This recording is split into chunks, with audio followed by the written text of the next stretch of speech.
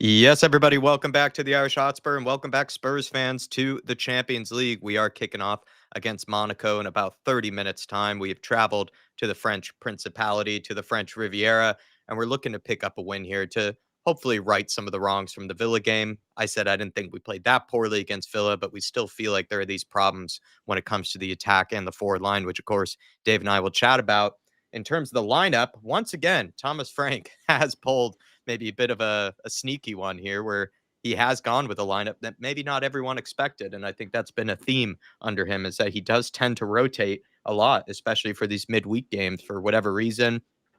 Could have to do with injury prevention, could also just have to do with the fact that he doesn't seem to maybe have a full grip yet of what his best team might be that he can roll in for a lot of these games. But in terms of the lineup, if you can see up top there, we have Vicario in goals, of course, no Kinski for this game. I know some people are putting pressure on Vicario. Maybe they want someone like Kinski to be given a shot, but I guess not this week. And then we have Danzo as well as I think Van de Ven in the back line. But Dave, I'll get to him on a second here, might be thinking he could be playing on the left because we have Joao Palhinha as well as Bentancur and the likes of Bergvall as well, all in the midfield. Pedro Porro is in there at right back. And then I guess this is where we sort of try to figure out what sort of team he's going with here, because in terms of the midfield, you have Palhinha, Gray, Bergvall, Bentancur, but I think Palhinha might be dropped into the back line for this game. We saw this, I believe, against Doncaster Rovers, where Palhinha was dropped into the back line, and it's something maybe similar here that he's going for because Danzo, of course, is in there, Van de Ven is in there,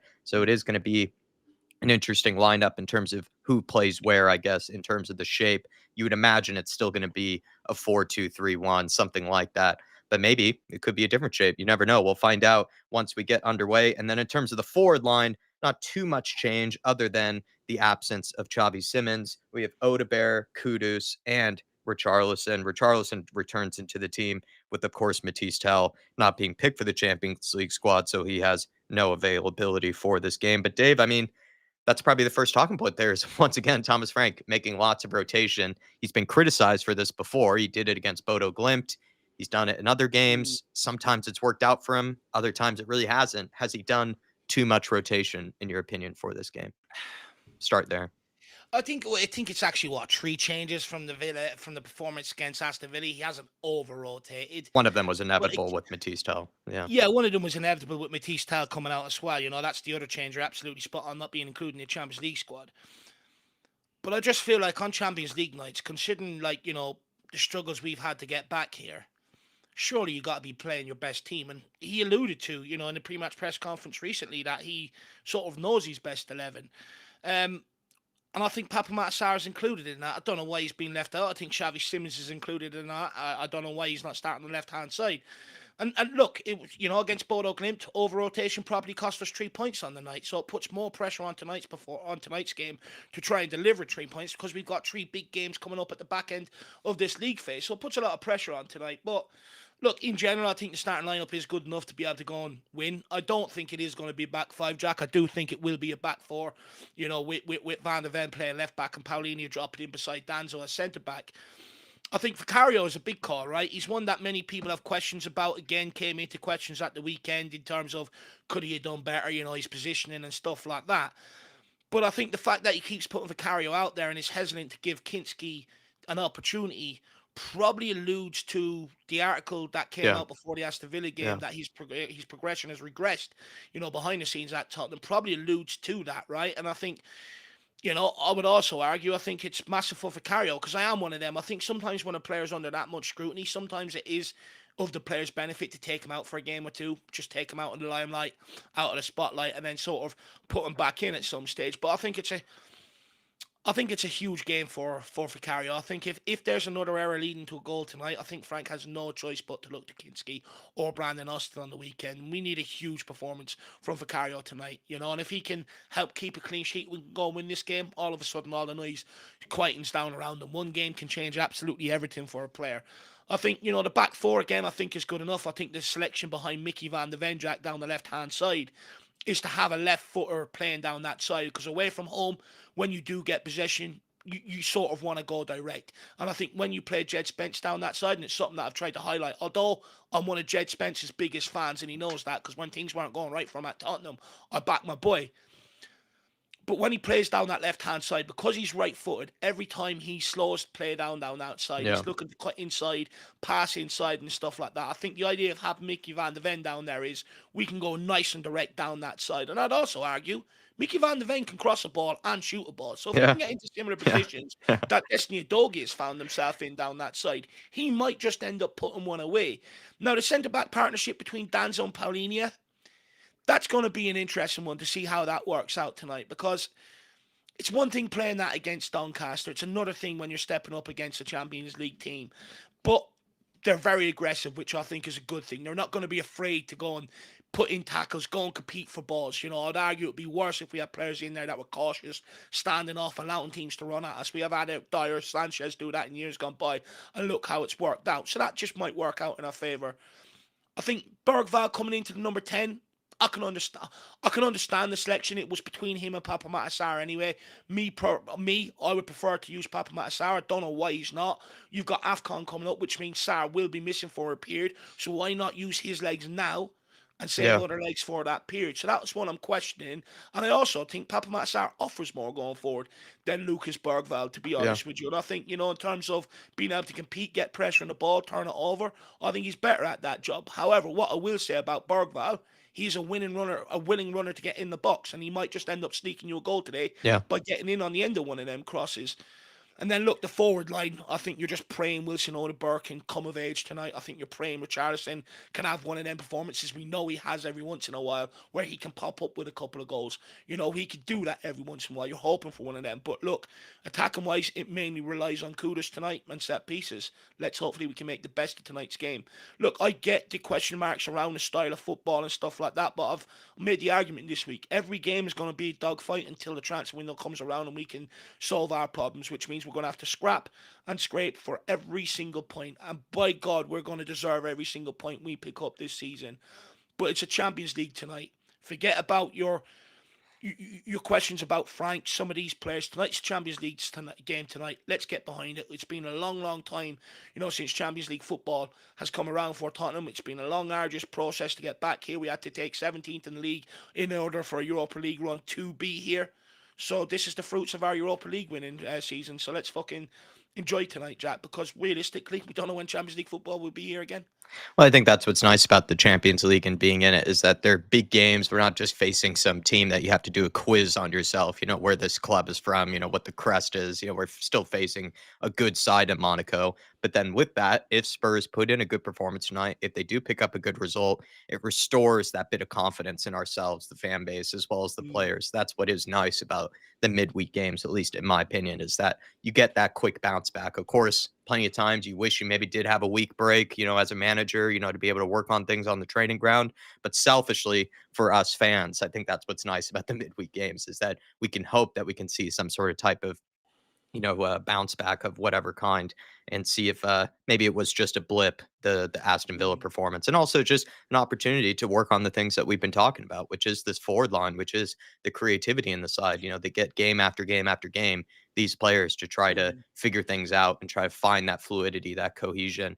He has gone for, of course, a few changes, but like you said, maybe this time around, not too many. And also knowing that someone like Jed Spence, if Destiny Udogie's injury is serious to some mm, kind, and he has had injuries from last season going into this season. So it seems like maybe he's taking a very cautionary approach with Destiny Udogie at the minute. So maybe leaving Jed Spence on the bench was probably actually a decent mm, decision, knowing that Jed Spence is technically the only available fullback that we have, with Ben Davis being so useful by being also out for a significant period as mm. well. Like he's supposed to be out for a few weeks now. So really, Spurs are kind of seeing the cost of having no extra fullback to work with this season. Like it's going to be only Jet Spence and Pedro Porro, with Ben Davis now also being out with Destiny Udogie. Un- So I think to be honest, Frank has made the only maybe controversial one is leaving Xavi Simmons out maybe for this game. That might be the only controversial one. People know that we spent a lot of money on him.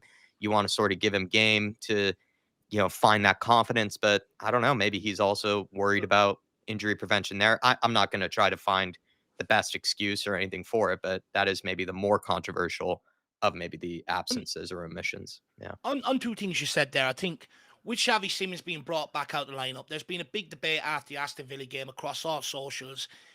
Is the style or the system we play, the fact that we're looking to go out wide all the time, the problem? Of not getting the best out of Xavi? Or is Xavi just failing to acclimatise? Or is Xavi maybe a little bit of the problem in the number 10? I think the fact that Frank has took him out of the lineup tonight Wants to shows that see he something doesn't different. think, Yeah. he does. He sees something completely different. He's more along our lines of thinking that right now in the 10, maybe it's just not working out. And I think that's why he's dropped them out of the lineup tonight. He doesn't think that Bentancur is the problem that maybe the fan base thinks he is. I think what he maybe has done tonight is putting Van de Ven out there. We've been moaning the lack of creativity. And I think Johnson, Tell, Udeburn, I think like players like that have been given such a free pass for a long time. At some point, they have to grab their cojones, realize they're men in a men's world, and they've got to start producing. They've got to come of age at some point. But no one speaks about how much Jed Spence limit is what we can do down that left-hand side going forward with his right foot. And I think Frank has identified that as one of the problems. And that's why he's gone with a left footer down the left-hand side tonight. And to be honest with you, I've got to praise Thomas Frank for that, actually, because I think, he's trying something different. He realizes that Spence slows it down an awful lot down that side, and that's something that fans don't comment on enough. And he's put Van de Ven out there in the hope that we're going to, be direct down both sides, which would hopefully create and generate more chances for us and stuff like that. So I think he deserves a little bit of credit for trying that tonight. My big concern tonight, though, Jack, is that midfield. It's very young.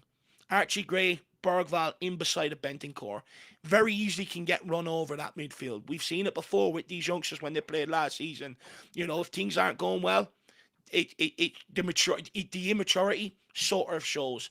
So that's going to be an interesting battle tonight. Is that midfield with Bergvall and Gray in there, the two youngsters? But again, it's a massive opportunity for these guys. Massive opportunity for Archie Gray, in that midfield role tonight to show that he can play there, that he can Yeah. play at this level. It's a massive opportunity for him tonight. That's my only concern about the lineup. I don't have as much concerns as I did going into the Bodo game. Everyone knows going into the Bodo game, as soon as I seen the front line, the switch up in midfield, I had huge concerns. Some of the switch ups today were forced due to injury, Matisse Tal not being involved in the Champions League squad and stuff like that. They were forced today, but I still think he's put out a good enough lineup to go and win this game. I don't Yeah. see it being as much of a problem as it was against Bodo. And I also just lastly, I don't have too much of an issue with Archie Gray coming into the team. I think he has played well in recent cameos. And I think a game like this is where he really has to take this opportunity now. I know he's been given a shot now by Thomas Frank. Can Archie Gray play well enough to take it? I personally don't think he's going to be playing as a number 6 either. I think he'll probably be playing as more of a number 8, more of a box to box type role in this game, with Bentancur playing as the deeper lying midfielder, and then Joao Palhinha playing as more of a center back for this game. But we'll find out, and I'll get to you guys in the chat here and see what you guys have to say. We have Ricky Nato in here nice and early. Big up to you, sir. Big up to the brother Outer Esfasara as well. Here we go again. Come on, you Spurs. Shem hey, Jack and Dave. Let's go, Spurs. Interesting lineup. Is Gray at center back or left back? I think neither. I think he's going to be at a defensive midfield or maybe a box to box sort of type of role, Shem because we saw that against Doncaster Rovers, where Yeah. Bentancur was playing a bit deeper, and then Gray was given that license to go forward. And he actually played really well in that game. And also, I think against Wolves as well as Bodo Glimt, he played more of this kind of box to box type role. And I actually think he was playing a lot better in that position than he did as more of a deeper lying midfielder, if you get what I mean. Skunkworks is in here as well. Evening, esteemed gentlemen. That's very kind of you, Skunkworks. Eugene S. What happened to Sar? Listen, man, I think I'm in your boat, Eugene. I think Sar should have been given the shot today, but he's gone with Bergvall, and I think we'll see if it pays off for him. But of course, Potmat Sar, if you give him enough minutes, have him come in off the bench, you could definitely see him being a very good impact type of Yeah. sub. King Hoddle saying, good evening. Our legend Glenn Hoddle won the League Cup with Monaco after he left Spurs and played in the Monaco side with George Weah, the only African Ballon d'Or winner in history. King Hoddle with a bit of trivia for us. Tartan Spurs, always good to see you. Our men up in Scotland, my boys, good to see you. Hope you're keeping well, lads. Let's get the win tonight. Absolutely. Big up to you, Yeah. Tartan. Dan Coy's, always good to see the legend. That is Dan Coy's. Very supportive of this channel. Very, very good man in as well. Big up Dave and Jack. Come on, you Spurs. Come on, you Harris Army. Shawnee Maddox saying, to be fair, the best 11 have not even really been that good. They're not performing so well. So it's hard to blame for trying to get it working in a different way, says Shawnee Maddox. Yeah, that's pretty fair. Harmless Potatoes going for a 2-1 Spurs win. Eugene is saying, is Spence hurt? I don't think so. I think he's just being very cautionary with the idea that we only have 2 fit fullbacks at the minute with Pedro Porro and Jed This, Spence. It's actually almost a bit of a blessing that Pedro Porro just does all that work on the side to keep himself fit, because this guy never picks up injuries. If he picked up an injury, we'd be absolutely screwed. I don't understand the Papa Matt Sarr one, Jack, because in one breath, Thomas Frank says he rotates to keep players fresh and, because he needs them fresh. It's a long Yeah, season. But then why not run the legs off Papa Matt Sarr before he goes to AFCON? I'm not being funny, but how he performs at AFCON doesn't concern any of us here. that's true. Unless you're from the same country as Papa Matt Sarr. It doesn't concern any of us here. We care about Tottenham Hotspur and how he performs at Tottenham Hotspur. So if your aim is to rotate to keep players fresh, then why not run the legs off Papa Matasar before the AFCON? I don't understand it, and I don't understand why he's been left out of the team. I think Thomas Frank needs to realise this guy is the reason why he got off to a good start at Tottenham. He's the one that scored all the goals pre-season or assisted them, and for the first 5 games of the season as well, he was involved in nearly every single goal. Since he's took him out of the team, results have fluctuated. When are you going to realise? Put him back in. Yeah, no, I'm with you there. I would love to see a Sarr in the team. Tony Southfield, we sang it in France and we sang it in Spain. We sang in the Sang in the sun and we sun and sang in sang the in the rain. rain. Come on, you Spurs, he Such says. stuff plus, but look what it did. The thing I love most is being a yid. Being a yid. Come on, big up. Can't wait Class to from finish Tony. it. Very class there. Thanks for that reminder. One of the best songs Yeah, there is, Tony. John Tucker, always good to see you, John. Hopefully you're keeping big well, up my top. friend. Catching up here. Is in here as well. He's on fraud watch with Thomas Frank. The pressure is already building. You're seeing people calling Thomas Frank after the last game, calling him a coward, which I thought was a little Yeah, crazy. But the pressure is on. The pressure is on. Whether we believe it is or not, there's definitely fans out there that are already putting that pressure on him. Michael W saying, "What type of lineup is this? Gray starting? I thought we were trying to win this game. The lineup will doom us. Where is Sarr?" Big up Michael W. Been with us for a long time, but listen, man, I'm all right with Gray being given the start. I'm kind of okay as well with Bergvall coming in the team. I would prefer Pop Matasar. I'm surprised that maybe we're in the minority here. It seems like I'm not as distraught or as maybe surprised by the changes that have been made to the lineup. I think the interesting bits just are that Xavi Simons isn't in the team for whatever reason. He's just decided to leave him out. And then the other thing is that he's continuing with Wilson Odobert and not giving Brendan Johnson a shot, right? He could have put Xavi Simons on the left. He could have put Brendan Johnson on the left, given Odobert a rest because Odobert, he's developing, but he's not really like tearing it up or anything like that. But he's continuing to go with the kid for whatever reason, right? He seems to have much more confidence in him than he does in Brendan Johnson. And then maybe he's also being a bit cautionary with the likes of Xavi Simons. Again, I'm not going to give, confident reasons, but for whatever reason, he seems to, being preferred the likes of Wilson Odobert at the minute. So definitely some interesting talking points, at least when just it comes to quickly. those. I Yeah. need to go and sort my hair out because I feel like if this isn't right, it's going to be a bad evening. So just give me 1 second to brush Who my is it? hair. Who's the guy from earlier? Ever Trav or something? Yeah, Yeah, Dave. he's gonna love this He'll one. be talking Yeah, to you. yeah. He'll be talking to you. Ian Ferguson, really good to see you. Nick from Venn as well. David Quinn, Oda man of the match incoming. Would love to see that. I am an Oda fan, but I'm not gonna praise him for I think he's been all right, since coming into the team. I don't think he's been tearing it up or anything, but I would really love Odebear to have a good night tonight because I do see the talent there in him. I actually do kind of like him a bit more than Matisse Tell, but I find Odebear just to be a little too raw, kind of just like Matisse Tell. But he's been given game after game after game. Maybe eventually things will start to click for him. K32, hello, Dave and Jack and everyone. Strange lineup, in my opinion. It's either brave or stupid. We'll know soon enough. Maybe Kinski should have been picked. Yeah, pressure is on Vicario as well. I think he was at fault for the first goal. Don't get me wrong. It was a brilliant strike from Morgan Rogers, but I do think Vicario's positioning might have been a little bit suspect there. The second goal, I don't think was his fault at all. It's just the thing is with Vicario is that the way we play, we don't really concede that many dangerous chances like we did under Postecoglou. It's kind of like he just is asked to save a few sort of pop shots from distance and maybe collect a few crosses. But Mm. for whatever reason, Vicario kind of does struggle, it seems like, with some of these shots from distance and does kind of struggle with some, crosses in, towards him. So that's where I think he's being put under pressure is that he's not really been as busy as he was under Postecoglou. And I don't know. He just seems to struggle with that. Maybe he liked being busy. Maybe he's one of those goalkeepers that actually likes to be under the Yeah. cosh and being, asked to pull out world class save after world class save. Because, under Frank, I would agree, he's not been as great, in terms of the shot stopping department, especially with shots from distance, which Dave didn't mention was a thing that was pretty common with the Brentford team. They didn't concede a ton of dangerous one-on-ones or anything like that, but they were a team that would allow a lot of shots from distance. And even Frank said that. He was like, the 2 goals that Villa scored, he said he would do it again. He sort of said that, those are the type of chances that we're willing to give up to teams, but they took them and took them brilliantly. Maybe the first one though that Vicario just should have done a little bit What I better will with. say is, them 2 goals, I'd love to see some Spurs players be that clinical from outside the box. I feel like Seriously, whenever we attempt a good shot, point. it's going down onto the F1 track and everything else. I'm absolutely fed up with it. They had 2 pop shots from the edge of the box and were clinical. And these a lot of teams test Vicario regularly from the edge of the box, whereas our shots are going everywhere. Honestly, it's absolutely disgusting. But in terms of Vicario, look, he's sort of been asked to utilize a complete different skill set this year. Look, it probably highlights that the Vicario isn't as well rounded as maybe we thought. And look, I think the questions are fair, but let's see how he does. I think the fact that Kinski ain't selected once again, despite Vicario's errors, and it's been what 4 or 5 games now he's made errors on the trot, and I think that it alludes to that them reports were correct about him. Yeah, no, I definitely get you. I mean, think of that moment that Brennan Johnson had, right, where the ball popped up to him inside the penalty Yeah, area. It would great have been job. a hell of a finish if he did finish it, but that's just a difference. You see Buendia just perfectly precision shot from outside the box, and then Johnson gets an easier chance, in my opinion, and hits it out for a throw. And that's just the difference that we have in terms of the quality. And they were devastating, Aston Villa, absolutely.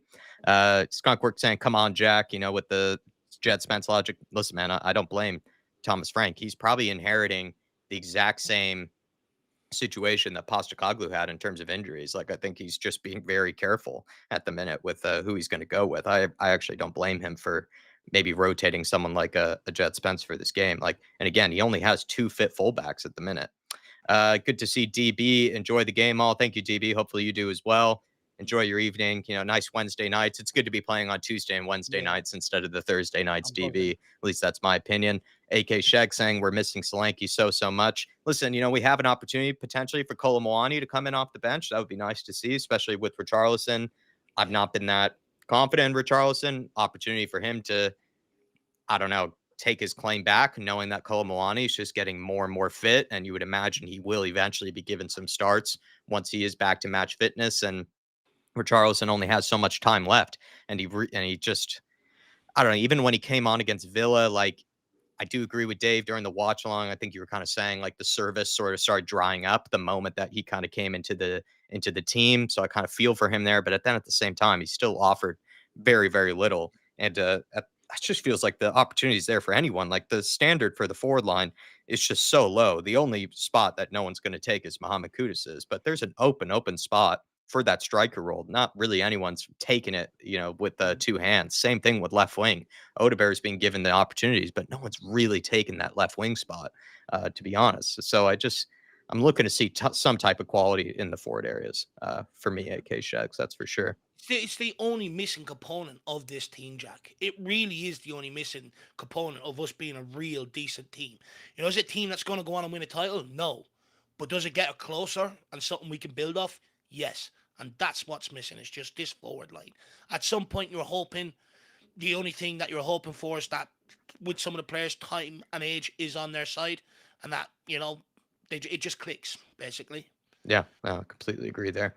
We People are giving out, though, saying we're Ant and Deck. We've switched it up today, Jack. Yeah, I think I accidentally switched our cameras for the other scene here, but I've now moved back over to I think the very official, all the bits and ingredients, all the various things that you like to see. We have the lineups now, we have the stats on board, we have everything that you need. And also do check out in the description, Ovly, in case, you're running your own watch alongs, or in case you want to, look into this. They are a very, very good website, and they help you build out these watch along platforms and these screens and overlays. So do check them out, please. But we're only a few minutes away from kickoff here. I love the black away I was kit, just and I about to do say love that. the That's a black bit of me, warm up lad. jacket. I think I kind of need to get both. I think I need the warm up jacket With with the the. short. I think I need the whole kit. I might have to go full kit wanker.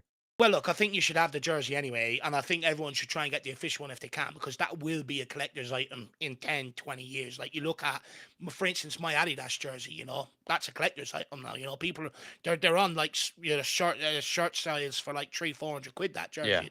Yeah. So I think the black jersey will be like that. Yeah, it's widely going to be bought now, but eventually, people they'll start getting raggedy, or people grow out of them. So I think you should get it anyway.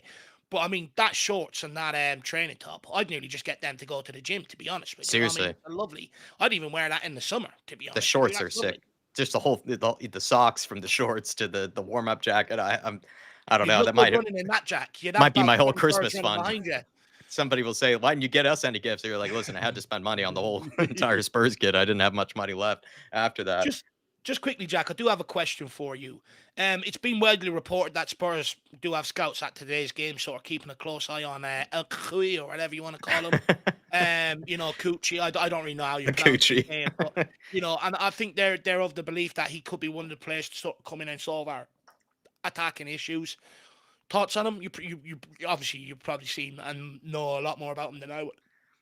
I've heard good things about him. Unfortunately, with the French television packages and the broadcasting rights, it's hard to watch French games. So I do only really get to watch highlights here and there of the teams. I've heard very good things about Akliouche. I think he's a Actually, creative type player. He probably could have done well to, come to Spurs and would have been like an option, I think, on the left or the right, really. And I think he would have been a worthy addition. It's just the money that I think we were being asked to fork over was like something like 50, 60 million. So I think it would have been around the same price as we got someone like Kudus for. And I personally think maybe that would be a little bit of overpayment for someone like him. I think also as well, I mean, our history with buying French players from the French league has just not been, that great. Apart from Pap Matassar, even though he's not French, I know, but he did come from the French league. He's the only player I can think of recently that we've had a ton of success with, in terms of maybe it's superstitious for me to bring that up because I do think French players are of a very high quality, but that's the only thing I'll say is that he, hasn't. I don't know if he's worth gambling 50, 60 yeah. million on really, but yeah, For we'll me, see what he's made of. I just think I said this earlier to Dave behind in the background.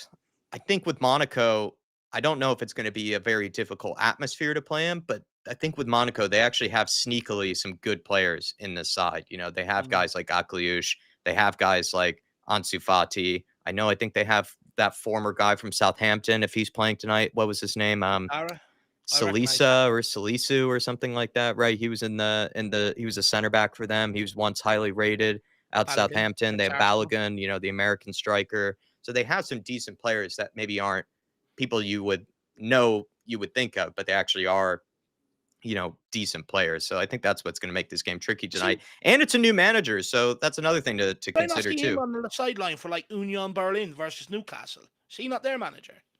He was the Union Saint Gilloise manager. That's Um, the one. That's the one. Sorry, and yeah, they he and was on, he was on the they're like sideline that. against Newcastle as their manager. Oh, we Just a go. second though, already Odebear. Has a shot. No, oh, Ah, boy, it actually puts it snatching across at the it. box. Yeah. Union Saint Gilloise, like, are that Brighton feeder club, or at least one of the Brighton network clubs. So they do know what they're doing. They have good players to work with, but I'm not sure what I make of him because I don't think they have the best of seasons last season in Europe. I think in Europe they actually didn't do very well, but maybe in the league they did all right. But so it's hard to really know what to make of him because I think they're probably expected to win the Belgian league, with the resources that they get, Union Saint Gilloise. But in Europe, they weren't that great. So I'm curious to see how they'll perform tonight under him. It's his Mm, second game in charge, so it's like they've really not a lot to work with in terms of what you expect from mm. him. So it's going to be interesting. Will be interesting. Here it is. Just It was quickly, an Odebear. Yeah, yeah. Go ahead. I've seen more fans at a Saudi Pro League game than what's there in this stadium.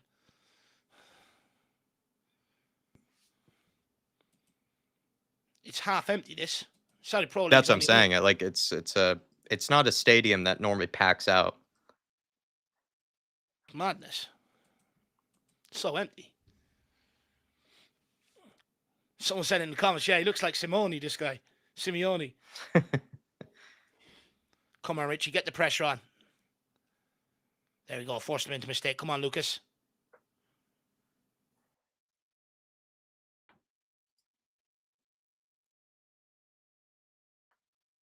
It's hard to know what. So it does look like we're playing a back four.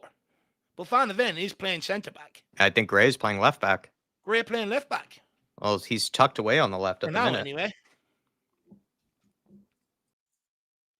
So not maybe what you and I predicted there. No. Interesting. Yeah, it looks like Gray's at left back. Is that what everyone else is seeing? Yeah, it looks like it. For now, anyway. Oh, lovely touch from Bentancur there. Ah, that's silky. That's silky. Pedro Porro on the ball. Can he switch it? He tries Oh, to. It's a Lord. terrible switch. I think his foot went from underneath him. He slipped a little when he went to And Paulinho hit just it. gets Well stuck in. done. We know Now how it go is on. with Go on, Paulinho. Wilson. Richie, get on the overlap. Down Ton the of line. space here for Wilson Odebear. Come on, Wilson. Come on, Willie. Come on. Oh, lovely. Sir! Ref, come on. Ah. Maybe too weak there from Wilson. Yeah, he just doesn't have the strength there, unfortunately.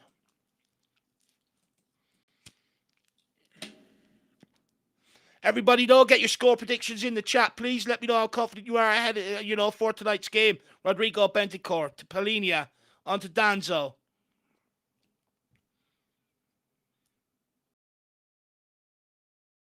Oh, good touch by Mo Kudus. Good link-up play here with Pedro Porro, is it? Paulinho. Kudus on the ball. Come on, Moses. Let's go, Mo. On to Paulinho. Paulinho back to Danzo. Porro's telling them to switch it. He ends up playing the line to Bergval. Bergval's offside.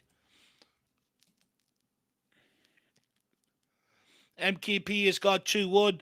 Ed Sweeten has gone 2-0. Spurs late and Everton has gone 0-0. Ed M has gone 0-0. So a bit of a mixed reaction tonight, guys.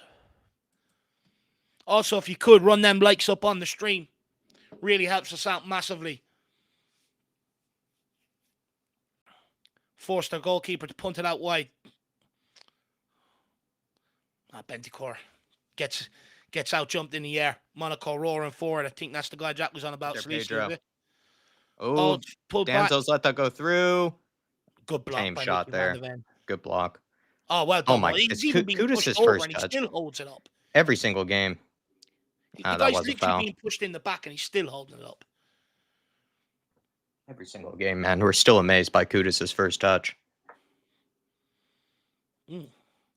Kudus went for the private regions there. This one's just going to be put in the box, I guess, here. Could be a test here of the back line and Vicario nice and early. See what they've got.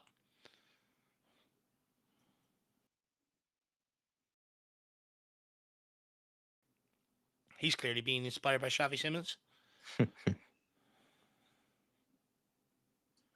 See if we can defend this set piece. There's a row of about 10 people there. That literally is the bus. Well done. Good clearance. I think that was Danzo that cleared that. Richie. Good clearance from Richie. Well, come on, let's get pressure on the ball now. Force them backwards. Oh, well wow, done, Bergval, what a challenge there. Well done, Kudus. Good well back pass. Into Paulinho. Good touch from Paulinho. Kudus, you got to show it for him. I'm not sure what he's seen there. Well done, Paulinho. He recovers very well. Recovers brilliantly well. This guy is a dog. I think another player they have too is like a guy named like Jordan Teza. He was someone that is like decently rated from Belgium or from Eredivisie. I think he was at PSV. So again, they just have a bunch of guys like if you're like a football manager sort of type of person, you would kind of recognize a few of their players. Pedro Porro with the throw, no option but to go down the line. Richie, well done. Can he do something else with it now? No, it's still bouncing around. Initially does so well and it's still bouncing around. It's madness. Oh, almost nice. An amazing touch there. I was going to say Wilson Odegaard wildly misjudged that one there for a minute. Got caught underneath that. Best comment of the night so far goes to Brett saying, I'm starting to miss the magnets already. Come on, Frank. Pull out the board. The cameramen lap it up though as well, don't they? Seriously. Every 2 minutes. Oh, well done, Richie. Good turn. Now play Udeberg. Your job is done. Oh, it's behind him. But it'll do. He found him. That's progress. It was a good turn. Better than not completing the pass, I suppose. Bergval onto Rhythm is a dancer. Onto Porro. Come on, Pedrito. Find a good ball here. Into Kudus. Let's go, Moses. It's being forced backwards. Yeah, it looks like they're going to double up on that side with Kudus. Every time he gets the ball. Danzo. You're starting to see shades of it already happening. Long evening. Come on, Spurs. We're not pretty on the eye, but we just got to try and create something. Feels like Wilson Odebear, kind of similar to Aston Villa, is being given. Oh, Paulinho. Well done. Got to Well pick done. out a pass, man. There you go. Moses, you're in space. Kudus. Yeah, they're doubling up on Kudus tonight. Back post, over hit, Canute. Oh, Good what a touch from Wilson. Hell of a touch. Willie. That is a touch and a half. Archie Like, Gray beautiful. recovers into Bergvall. Time for Bergvall. Good turn, man. There we go. Archie. Right, this problem with the right foot on left back. I don't like it. Yeah. Felt like we had an opportunity to attack there. Bergvall, though, towards the back. Come on, Lucas. Oh, that was a good idea from Pedro. Very good idea. Yeah, not a bad idea from Pedro Porro. More of that. I don't mind that, you know. And that's what I said about Bergvall. He will make them runs into box behind Richarlison. Also, More of them. Well, this is the thing. Like, I know we wanted Sarr, but Bergvall, right? He can handle himself more than someone like Xavi Simons. Like, he would make that type of run. He will be happy to take on a challenge or battle for something there. Whereas Xavi Simons, it's not really a run you would see him make. Yeah, absolutely spot on, lad. But I am worried so far. As it does seem like Kudus has already thrown a few reckless challenges.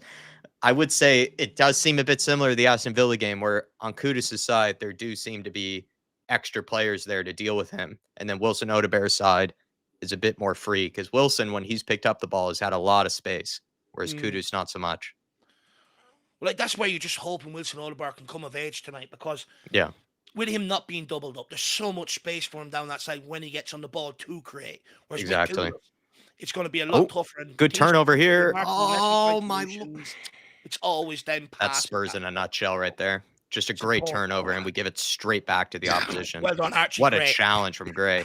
But right there, like Pedro Porro, that's just Spurs the last, like, not even this season, like towards the end of last season as well, where we just create a great turnover there. We have potentially one or two runners in behind, and we just give it straight back to the other team.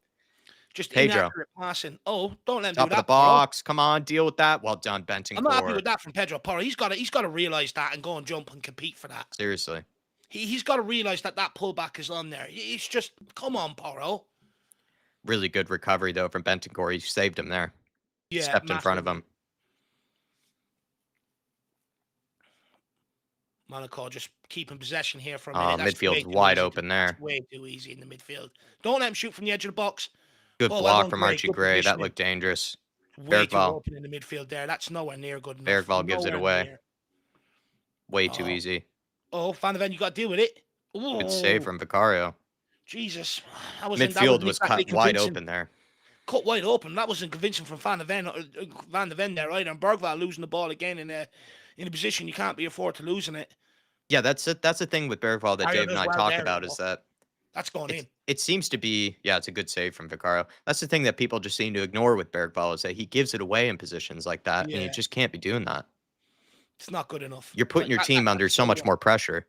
Well, that's another one that nearly ended up in the back of our own net. It seems like any time the kid gives it away deeply, he gets punished for it.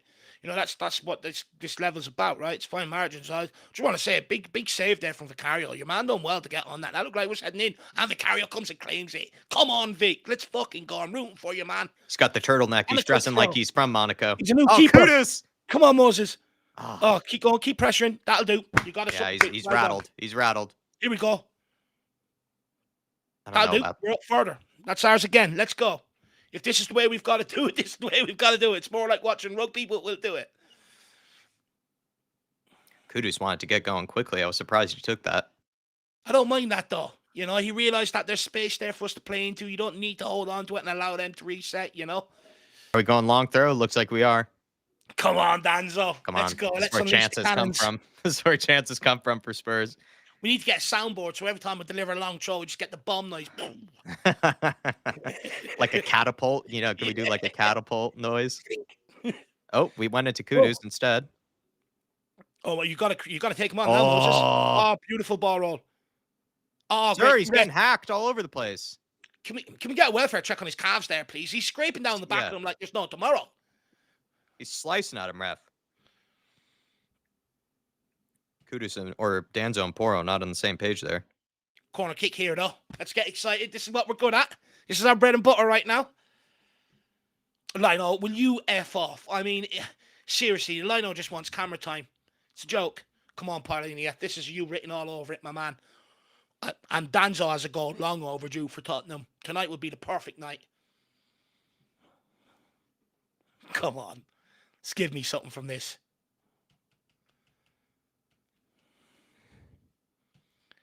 It's an in-swinger. It's a good ball by Kudo. Bouncing around in there. It's a bloody great Looked delivery. like it was headed in.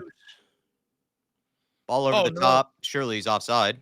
I don't think so. I guess he's not. Been caught here. I think he's been caught here. It's poor. Vicario, well done. Oh, my Lord, Gray. Brilliant. That is unbelievable. No offsides flag. No offsides flag. Yeah, he was way on. I thought Power got caught there, lapsing. Vicario.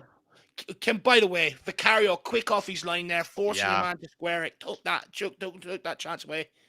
Oh, he looked way off. Archie Gray kept him on the following side. Oh, Archie Gray kept him on. Sorry. Archie Gray was cheating because he doesn't back himself with the pace, but he does well there. Well done, Vicario. There's no he's on. Yeah, great. See, that's what Vicario's good at, that one-on-one type of thing. Yeah. Forces the decision from him. Absolutely unbelievable quick goalkeeping there. Vicario's been the best player so far. Yeah. He's had a good opening 13 minutes there. So quick off the line there. Really snuffs that out. Brilliant. Pumps it long. Oh, come on, Moses. Kudus. Oh, we need someone in midfield there. There we are. Go. Well done. Richie, get onto it, man. Well done, Dans. Good hold-up play from Balogun. Poro, you got to go. Down wide, Poro side. Deal with it, Archie. Fucking from Gray. Dangerous. There's a few moments he's had a brilliant read in the game. Yeah, that's 4 or 5 times he's been in the right position there. It's been dangerous for Monaco, though, in the recent minutes. Yeah. Well done, Poro. Pedro deals with it. Get there, Rich. See, this is my problem. Richie can't be so deep because when we do look to clear it, there's no one there to compete for it. You're just giving it back to them to come back again. He's just in the wrong place, it feels like a lot of the time. He's just very slow, very reactive. And also here, he's just walking. Like, he's not even putting pressure on the ball. Like, I don't mind. Even if you drop all like, your wingers, your cam, and your 2 midfielders and make a 5 in the midfield. But you can't be getting Richie to drop as well because when you do clear it, you've no outball. I'm sorry, but even Richie right there, he's just standing still. He's not even blocking off any passing lanes. Like, what is he doing? At least Matisse Tell was pressing in the recent games.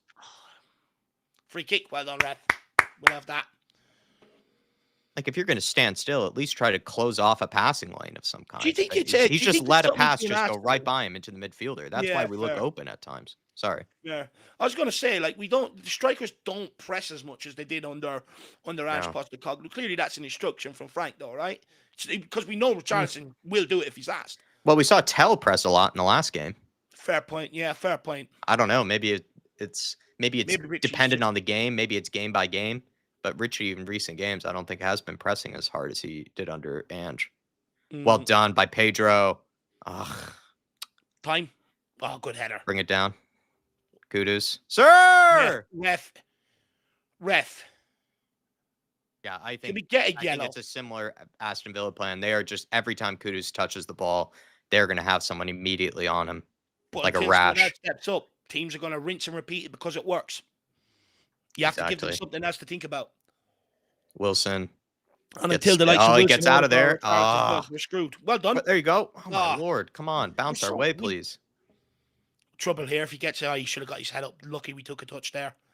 He killed that. This is Teza. Turn wide back to their fullback, Ouattara. Tons of space here. Please, boys. Oh, he skipped him past way too easily. Oh, my Lord. Terrible clearance from Odebear. From Bergval. Terrible clearance from Bergval. Sir! Well, you've got to give that, Ref. You've got to give that. Well done. It's been all Monaco for the last 5 minutes. We started off brightly, and then Monaco they've had some dangerous moments, Monaco. But we're just seeing wild clearances, poor passes, sloppy passes. It's not like even the passes we're trying to complete are difficult. They're just sloppy. You know, you're just giving Monaco a head of steam now. Someone needs to calm it down. But to that point about Kudus being double marked, this is the importance of someone in that number 10, the striker, you know, the left winger, giving them forcing the opposition to not just worry about Kudus and use the resources right across the front line. That's our big problem. We're too predictable right now. Every manager is going to keep doing this to us. Oh my God, Gray. Oh, did anyone just see that from Archie Gray? He had a simple pass in Odebear. A simple pass. What a challenge from Paulinho. What a challenge. Come on, Moses. This is you. This is you. You got time now. You got time now. Drive us up the pitch, kid. Come on, Mo. Well done. Well done. Move across now. Space. Oh my God. It's that shit there. It's that shit right there. Fuck's sake, João Paulinho. That is shocking. If he gets that pass on, we've an overlap of We 3 have like a players two there. on. Yeah, we have Create a 2-on-3. chance. It's fucking shocking. It's that shit right there that lets us down. It's not even down to patterns of play or anything. It's just simple passes. We literally have runners there. That is shocking.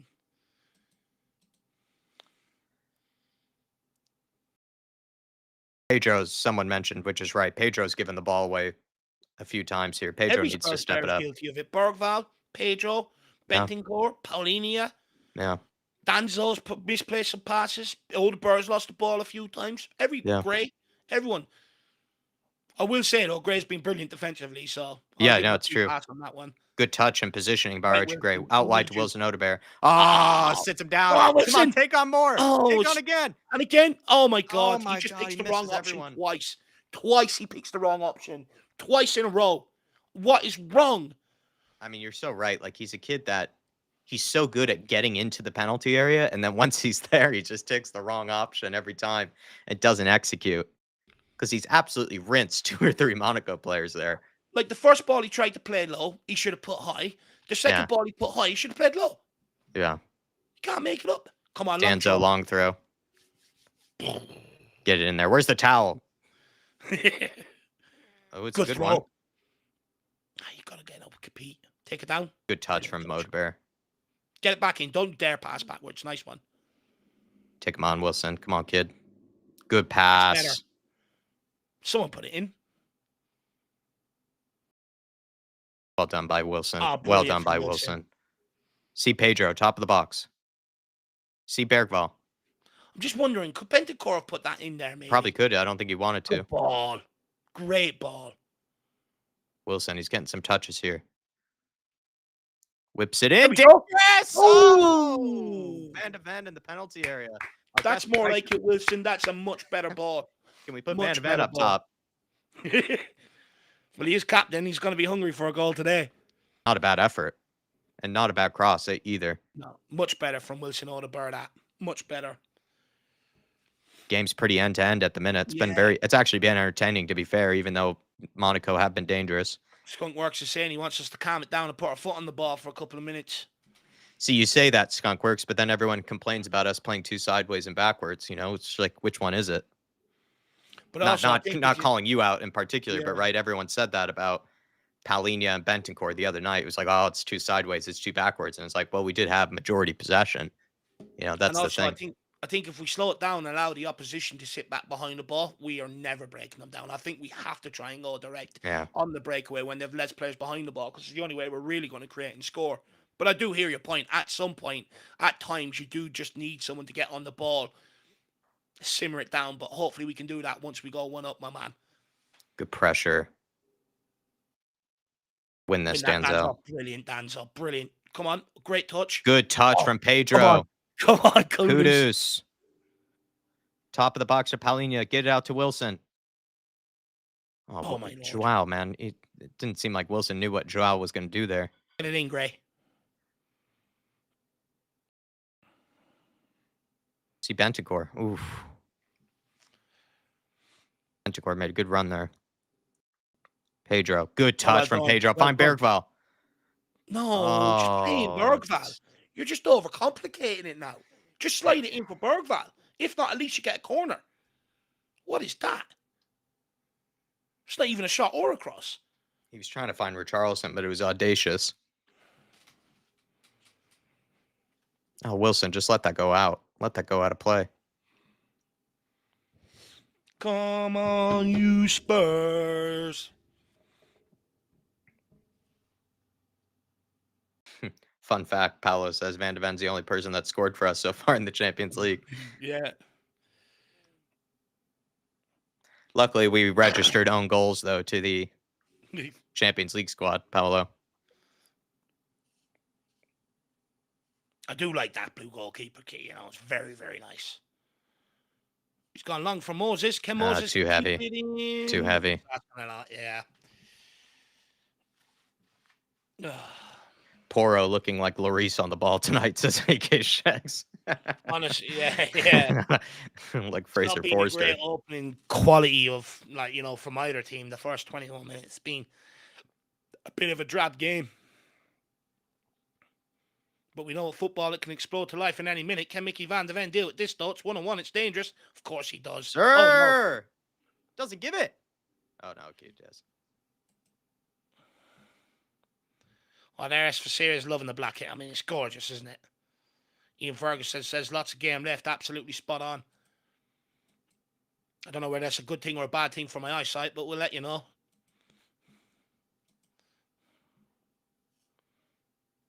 Vic. On to Danzo.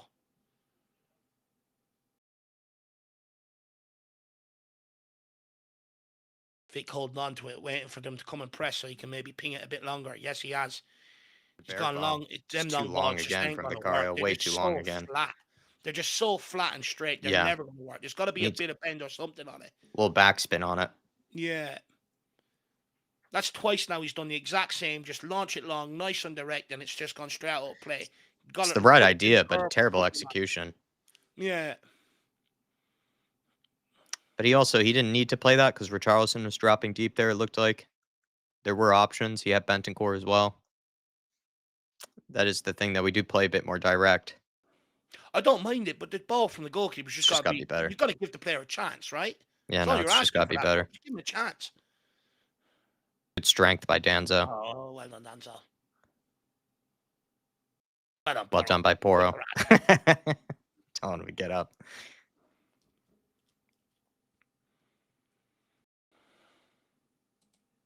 Yeah, it's been, I'd say, Monaco have looked more dangerous going forward because simply they're able to actually execute passes better than us, to be honest, in the final third. Whereas Spurs have had these breakaways, but then we just don't do anything with them. There we go. Bentancur playing it forward. Well done, Richie, holding it up. Oh, just to go all the way back to the goalkeeper. Oh, my God, we're insufferable. Danzo clips it into Kudus. Well done, Kudus. Good there. Liverpool 1 down to Frankfurt. Wow. It's not good omens for us, is it? We got them coming up. Gray being put under pressure here. Does well. Let's go, Wilson. You got to travel. Yeah, you got to drive us up the pitch here, man. Good ball. Finds Gray. Oh, my God. Again, it was that's the difference right there. See, Monaco have been able to execute that pass in behind. We have all the time in the world, and we give it straight back to them, like under no pressure at all. Under no pressure. But even the way it was hit, if that went through, that was just going straight out of play. Yeah. Anyway. It's just, again, I just don't, I know the creativity's been poor, potentially probably because of the style of play, but that's like some of the shit that I just keep ranting about. It's like, how much is that? Oh, good turnover. How much of that is down to the manager, though? Like, we have a breakaway there, and then he's just ballooning it out of play, Archie Gray. Well, he's not sitting there with his tactical team and going, Plooney, if you just pass that 5 yards behind the runner, that's what we need. You know what I mean? He's just not asking them to do that. If you watch any other team, though, that leads to a dangerous opportunity or a dangerous chance if they actually execute it. Oh, my Lord, Vic, man. How have you misread that? That had nothing going for it. Somehow he's misread that. How's he getting caught out with this? No, Max says we're just booting the ball up. Yeah, for the last few minutes we are. Russell says, as a City fan, Spurs are a small club. I mean, look, your place is a library and you have fake fans, so fuck off. For such a small club, why are you watching us? Yeah, fair point. Well done. That's a good play from Richie for us just to balloon it long again and have no outball. It's driving me insane. Oh, no. Well done. Oh, Bentancur, lovely. That's classy. Fine, Wilson. Oh, my God. We just give it straight back to the teams every time. Again, under no pressure at all. Oh, it's watching Sunday League. It's Sunday League quality from us.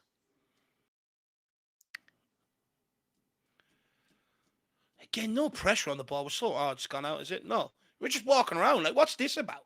We realize we're in a football game. Go and get after it. Yeah. We're sitting so deep. And we've seen what happened against Aston Villa as soon as we started sitting deeper and deeper. Yeah, and against Bodo. I'm sorry, but Richie also just does no pressure at all. Bergvall is at least doing it every now and again. There you go, Rich. See, There they're we not go. great when you put even the smallest bit of pressure on them. They're giving us the ball straight back.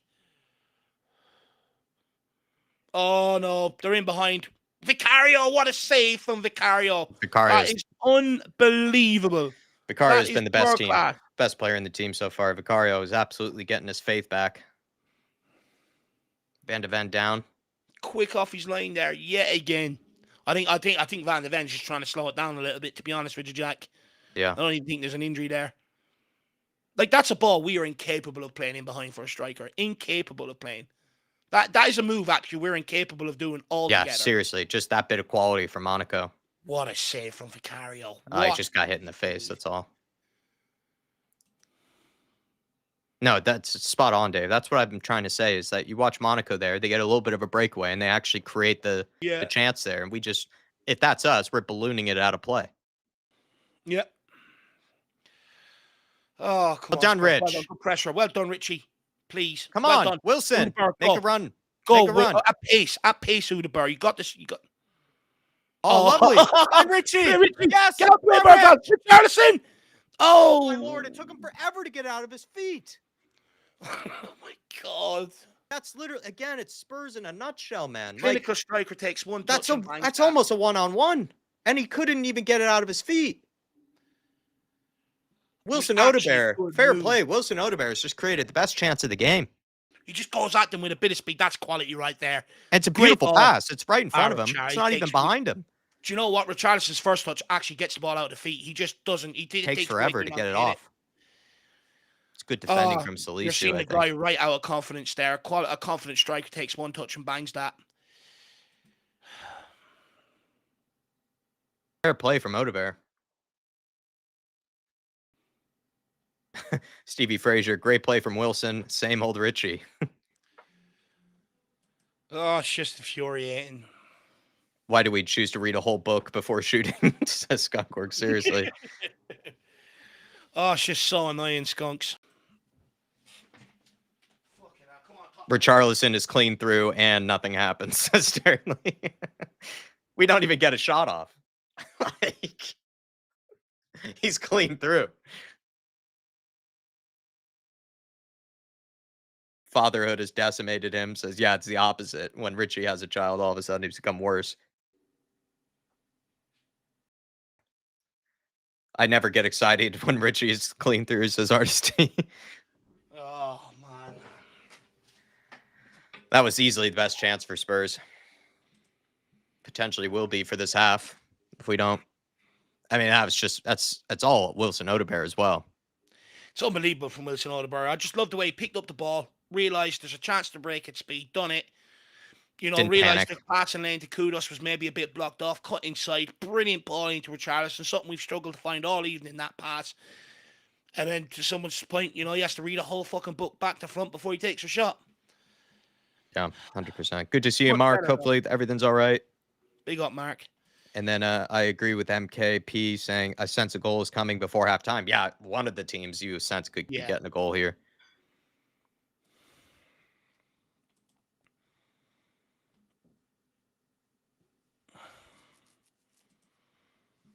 Stevie Frazier saying, I think Wilson has been quite bright. I think him and Kudus are probably I mean, Kudus, it just seems like it's just going to be double marked until we offer any threat on the other side. But Wilson, what I do like about Wilson is that he drives forward with it.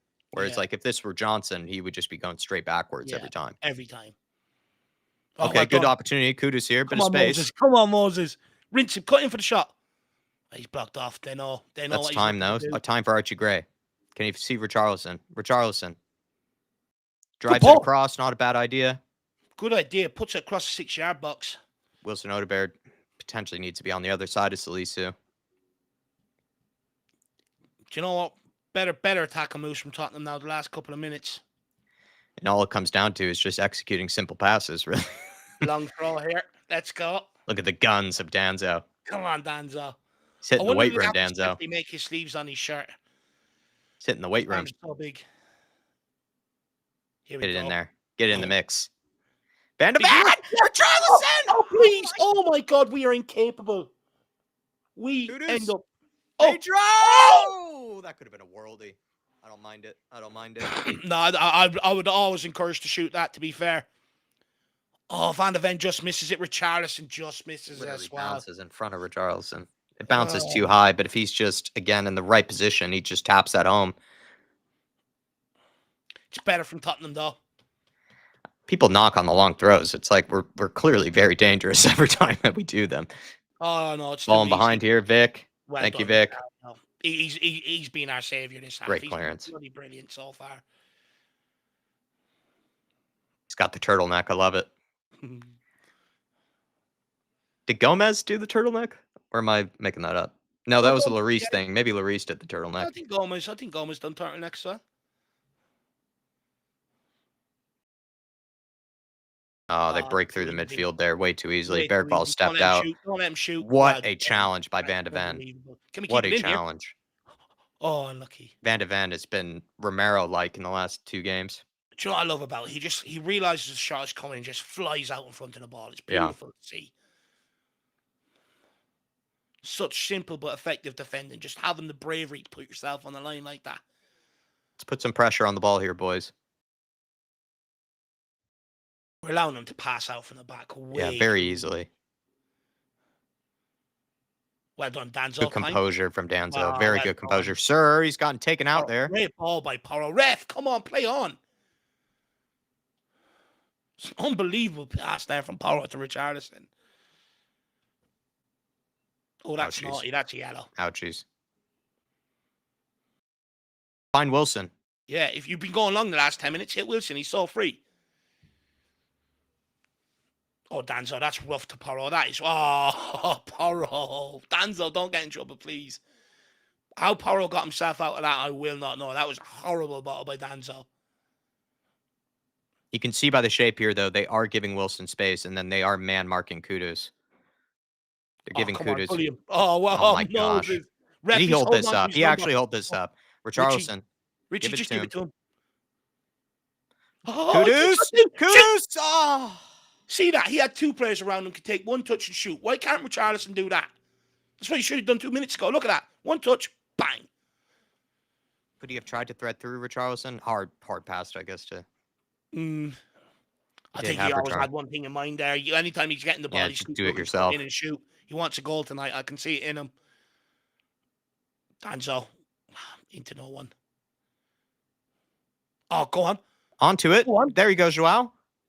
Oh, Wilson. Come on, Wilson. Please, Willie. You've got 3 players in the box. Oh, my God. Please. You've 3 on 2 in there. You've 3 on 2. How is that getting blocked, man? How is that getting blocked?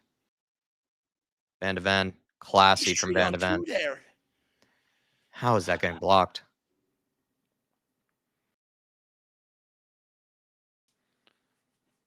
Someone drop deep in the forward line. Someone drop deep. Come on, Someone Richie, come towards it. Offer. He just walks, Richie. He just walks everywhere.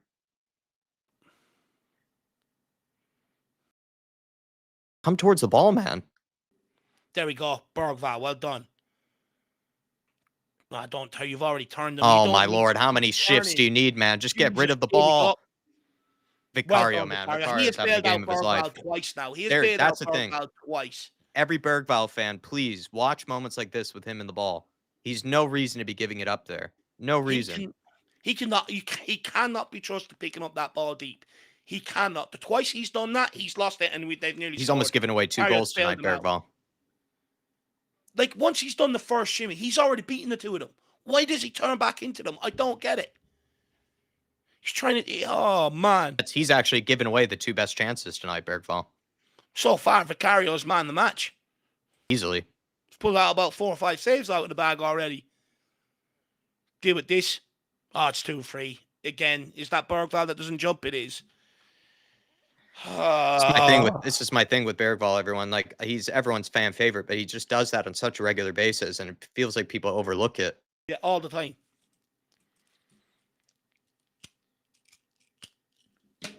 But is that not the difference between him and a Bentancur in there, though, Jack? That's exactly what I mean. Bentancur wouldn't give it away there.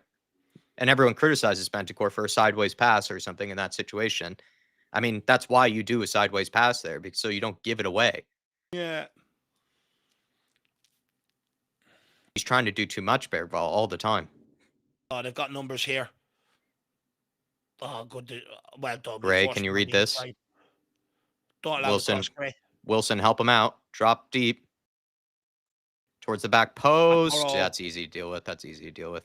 Porro's got to be stronger there, though. Yeah, it doesn't even jump, Pedro. He doesn't even know your man's coming in on behind him. Come on, lads. Very nice, That's the Bentancur. difference right there between him and Bergvall. Right Bergvall there. tries to take 4 touches there. Oh, brilliant. Come on, Bentancur. Oh, classy, Bentancur. Classy. Let's see what people have to say on Twitter Is about that going to register on the pass map tonight? Wilson. Oh, bang it. Pedro. Oh, you got to bang that Porro first time. Oh, my Lord. Bang it first time. It's dribbled across you. It is begging to be smacked. Pedro's had no real It's quality. like having in a the bird bent third. over in front of you. You're going to hit that cheek, right? It's begging to be fucking smacked. Are those 2 moments going to be registered in the pass map tonight? Because Bergvall gives it away in the exact same position. What does Bentancur do? First time pass out and then sprays the ball out to Wilson. Well, see, they won't produce the map tonight, Jack, because Bentancur's playing forward, so it doesn't suit the narrative tonight. So you won't see the map tonight. Come on, Kudus. Here we go, Moses. Animal. Come on. What an animal. He done I don't mind it. There's 3 players there. He absolutely bullied whoever that was. He just sent him the way. You watch, that map will not be produced tonight because he's played forward. They'll wait for the next game where there's no progressive pass and then they'll produce another one. Imagine seeing that pass on that map, Jack. 60-yard diag. Boom. Come on. But like you said, he's put under pressure there. First time, doesn't even take a touch. First time, easy ball out. He gets it back. Gets the ball that's again. The experience between him and Bergvall. Bergvall doesn't have the nous to do that. Bentancur does, and people moan about it. But they in the same breath, they go, Bergvall should play there. But he's nearly cost us 2 goals tonight. You know what I mean? Wilson, you got to be strong here. Well done, Wilson. Well done, Wilson. Bergvall, no. Yeah, back post. Yes! Oh, unlucky Danzo. It looked like Ben or Danzo could have scored there. Our 2 best strikers. Romero would have scored that. Oh, he's too bothered with. He's too bothered getting in Salisu's way. He's just got to jump. Yeah, he does. He gets enough power on it, but not enough. Gets a little bit of power on it, but needs to get more. Well done, Pedro.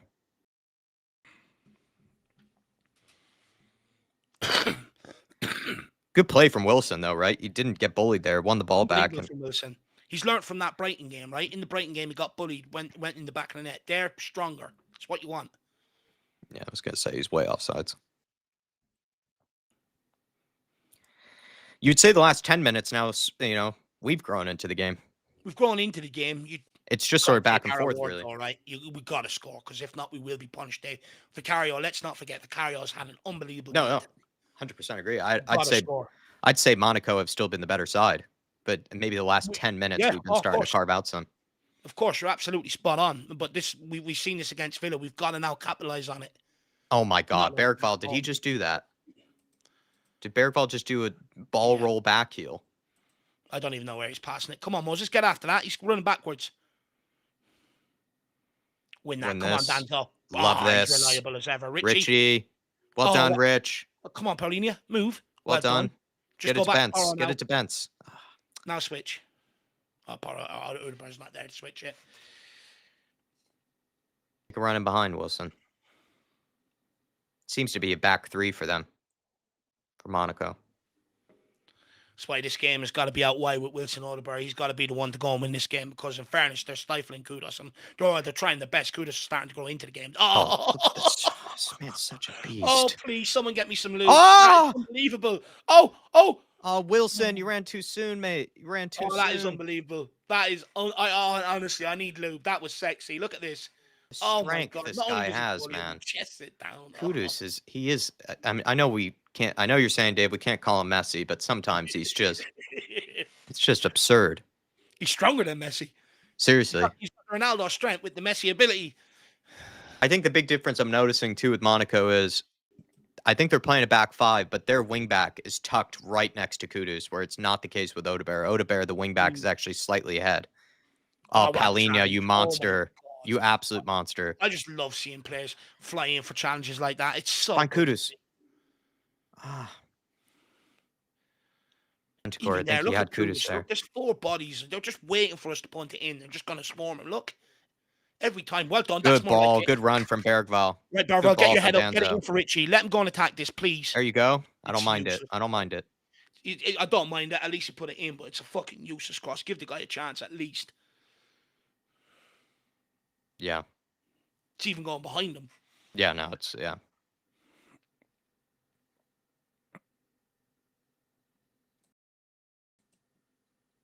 Come on, Danzo. There's a goal here for you tonight, man. I love this guy. Come on.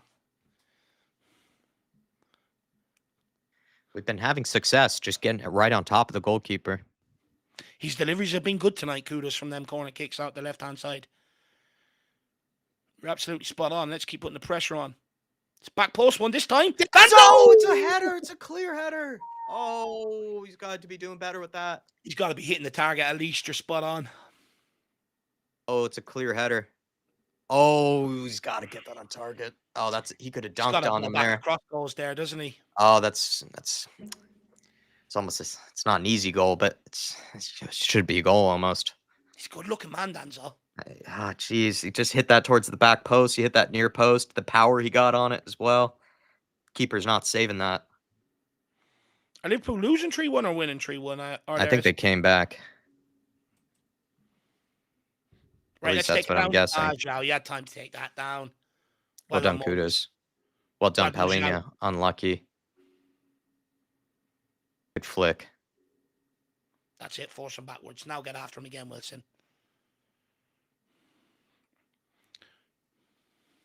Say the 2 best chances were probably that one for Danzo and then the Richarlison one. Oh, yeah. Not saying it's a lot, but 2 ones where you would say potentially you wish you got at least a shot on target. Better from Richarlison there. That is beautiful. Hold up play. That's exactly what from striker down line, Burrow. Richarlison was there to hit again. Yeah, he was. Oh, Danzo. Danzo. Ridden is a Danzo. He's your sole companion. I just love how clunky he is on the ball, despite even though he doesn't give it away that often. Oh, well done, Kudos. Again, ref. He is straddling him away. His missus could only dream. Can we please get some protection here? Deal with this. Archie, step out, man. Well done, there you go, Pedro. Kudos.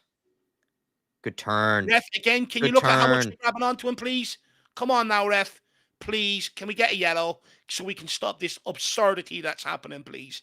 He's literally forcing the ref to call it as well. He's forcing him to. Oh, he's grabbed a hold of his nuts there. Well done, Kudos. Give him a twist. Give him a twist. You ever see that meme? The guy watching the UFC. Titty twister. Yeah. No, did you ever see the guy watching the UFC and he's like, twist his dick? Oh, yeah. Grab his dick and twist it. Dick twist. So Kudos done there. Oh, Pedro. Good ball as well. Oh, Wilson, take it down. Oh, my Lord. The one time you needed a good touch, man. Oh, my God. You're such a pain to watch. It's always something, Jack. That's the problem. It's always something. This is where I just... We have the makings of a really good team. We do some fantastic things on the ball, but we often let ourselves down with the basics. Like, that's a beautiful play. Like, that's beautiful football. And then it's just a terrible...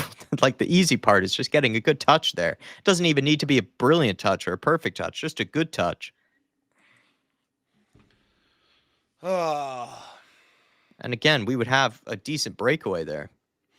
Well, guys, we are approaching half-time. Please don't leave us here high and dry. Please start getting your thoughts in. Questions you may have for us. You know, whatever else your thoughts are heading into the second half, thoughts on the first half, and all that good jazz. And also, run them likes up. That'll be brilliant. Oh, well done, Vicky Van de Ven. He's learned that one from Romero. He's learned that one from Romero. If it looks like it's going in behind, take him out.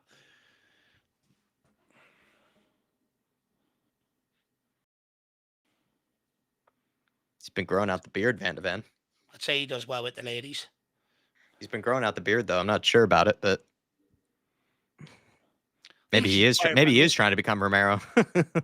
Yeah. He's growing out the scruff.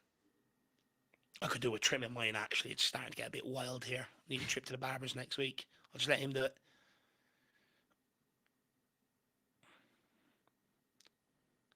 Starting to get the odd grey hair up here as well, which I'm not happy No, about. Silver Fox.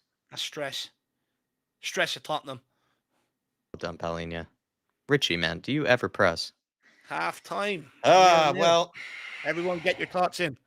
it's stressful. It's stressful.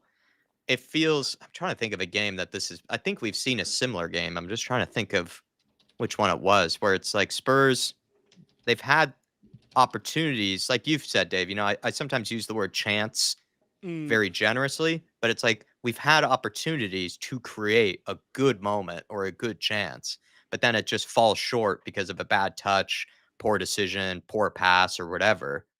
We have had the two opportunities with Danzo and you would say Richarlison. Like Richarlison's, I mean, I don't know if, I mean, probably a better team. It goes in the back of the net, but at least you should be challenging the goalkeeper there. And then Danzo's as well. You should be at least getting it on target. We're also just being saved by Vicario here because we have conceded some bad chances, to Monaco from mostly turnovers. It's not even like really Monaco's like own brilliant work. It's kind of just come from some turnovers, just giving the ball right back to them. All of a sudden, we're kind of wide open in midfield, and then they actually have the quality in the forward line to create, a decent look and a decent chance. It's just, and I would say some of their shots have actually been decent shots. It's just Vicario's pulled out some class saves. So I'd say Monaco have been the better team, but Spurs, they look capable of scoring tonight. Spurs, it's just whether they will or not is the age-old question, Well, because we just don't have that quality. that's what it comes down to. But I'd argue I think there's a couple of things Frank needs to get a hold of in this half. If you look at it, you look at the stats on screen, by the way, everyone, that's definitely where I like. They've got more possession than us, double the amount of shots, Yeah, which compared to the amount we're creating, I think that alludes to your point. We're just not clinical enough. But I'd also argue I think Frank needs to instruct the team to go and press the ball. We're just yeah, sitting off them. We're allowing them way too easy to pass it out from the back, and they're creating chances. Vicario has saved our bacon here. The guy that everyone's been ridiculing for the last few weeks, and rightly so, at the mistakes he's made. But he has saved our bacon here today. He's pulled off 4 or 5 world-class saves where you're thinking, we're going one behind here. He deserves huge credit, and probably one of the only players that come out with credit. We've seen some good of João Paulinho turning over the ball, but then he's been shit in possession a lot of the times. Bendicore's done well, but then he's done some bad things. And it's the same with every player out there, really. And I do think the tactics need to change a little bit. I think we're showing too much respect to Monaco. yeah. I think the fact that we're just allowing them to pass it out from the back so easy is a huge concern for me. And then when we do get into the realms of trying to clear the ball, Richarlison is sitting in beside Bergvall. There's no out ball. Yeah. That is something that needs to change. But you look at the way that half panned out. I think the last 10, 15 minutes of that half, you could argue we were on top. We Yeah. started to create a little bit. So there is something to build off going into the second half. But I would argue, I think Frank needs to be a bit braver here, and the win is on the cards for us if we want it. He's just got to go and instruct the team, take off the handbrake a little bit, tell them to go and get pressure on the ball, because once or twice when Bergvall and Charleston have pressed, they've given it away to us very, I very agree. easy. I So I agree. think he needs to instruct us to just be a little bit more braver, get a bit further up the pitch, and this is here for the taking. Will Frank unleash the handbrake? Let's wait and see. But in general, we've just been let down by real sloppy moments in terms of going forward. The last maybe 15, we looked a bit better. We were actually getting the ball into the box and stuff. But how many times have we seen we've been on a good breakaway, we've got the overload, sloppy pass, sloppy touch, right there near the end. Pedro Porro does unbelievable to get himself out of trouble. Sprays the ball 60 yards. You're just, okay, Wilson, take it down. And the thing is, Wilson has the ability because he'd done one 10 minutes before that. Yeah. It's just a sloppy touch. All of a sudden, the attack's done and dusted. At times, Vicario's look to go direct. It's just one long straight ball. As soon as that bounces, that's just going straight out for a goal kicker back to the goalkeeper. Just need a little bit more care in what we're doing going forward. Because I look at this team. There's a decent team there. There is a decent team. But in order to stop turning games from dogfight into taking your awards and what you deserve from games, it's just that little bit of extra attention to detail, that little bit of quality. And you probably argue maybe the naivety in terms of some of the youngness out there is maybe sort of letting us down at times as well in terms of decision making and stuff like that. But look, it's not the worst half in the world. I think there's, like I said, there's small changes I think Frank can make. But I think this is a big question about Thomas Frank. Does he have the ability to take off the handbrake a little? Yeah. They're there for the taking. They're not great, Jack.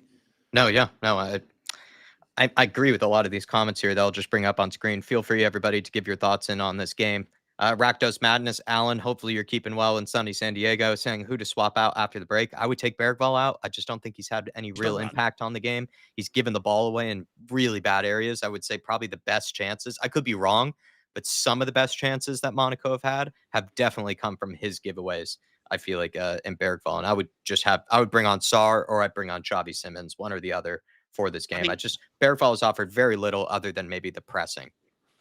but even that hasn't been great. He's picked and chooses his moments. So I think, Yeah.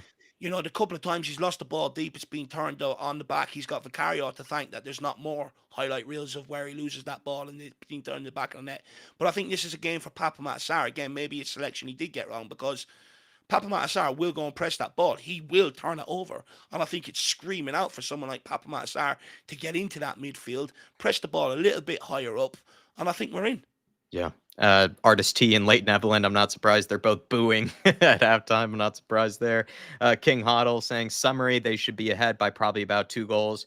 We can still definitely win this one, though. Yeah. It's that kind of game. I kind of agree with you there, King Hoddle.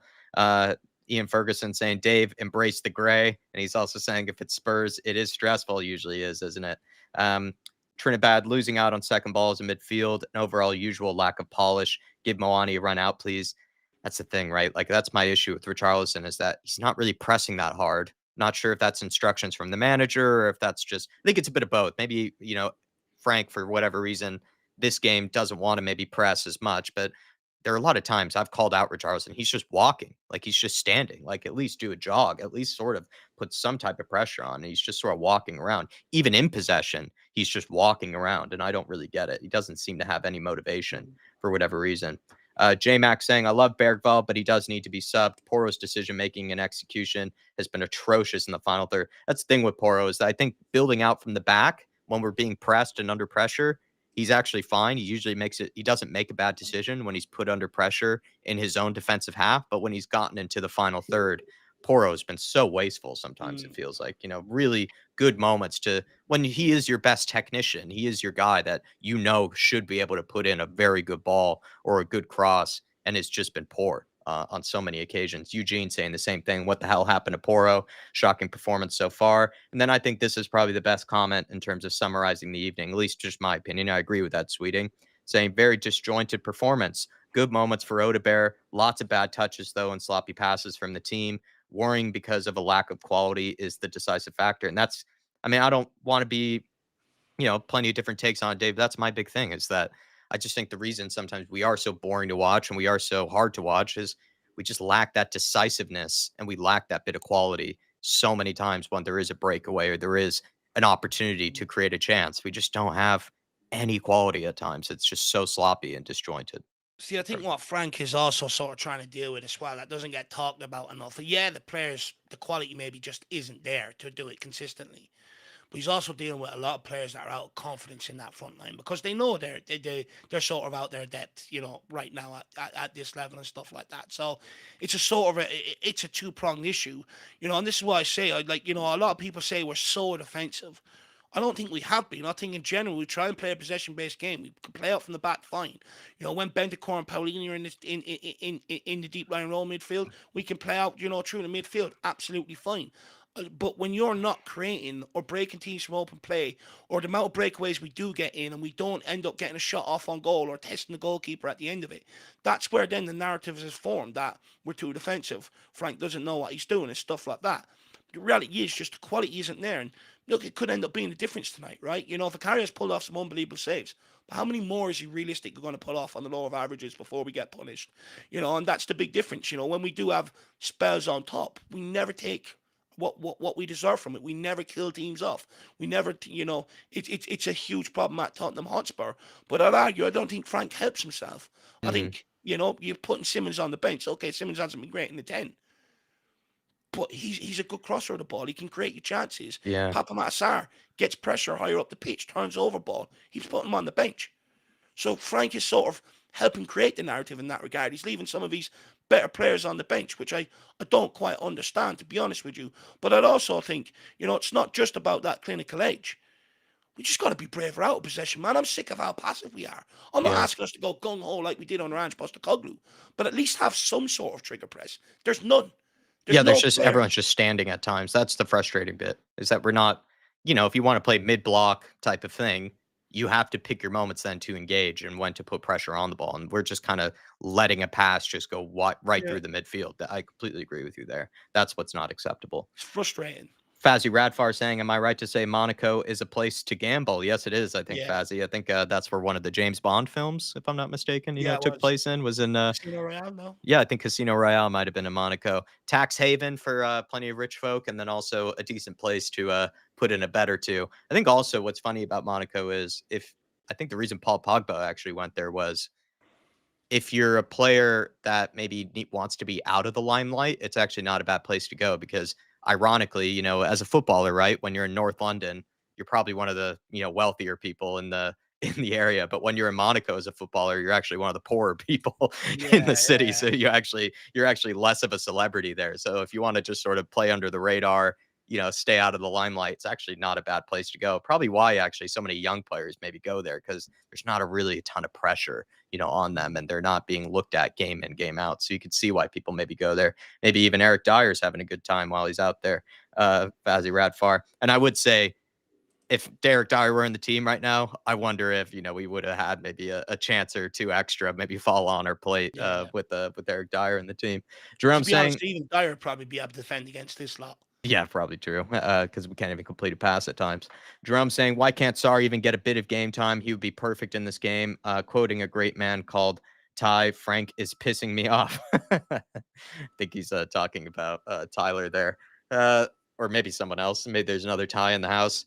Jerome, really appreciate your support as well as Faz Radfars. I mean, Dave, this is one of the areas that, yeah, I agree with people. I can't really defend Frank in this regard. I think leaving out Xavi Simmons, probably a bit controversial, but then leaving out Sarr, once again, a guy that, like I said, apart from maybe Bodo Glimt, where everyone played poor, but has Pop Sarr really even had a bad game? Like, it is a bit confusing that he's left him out again.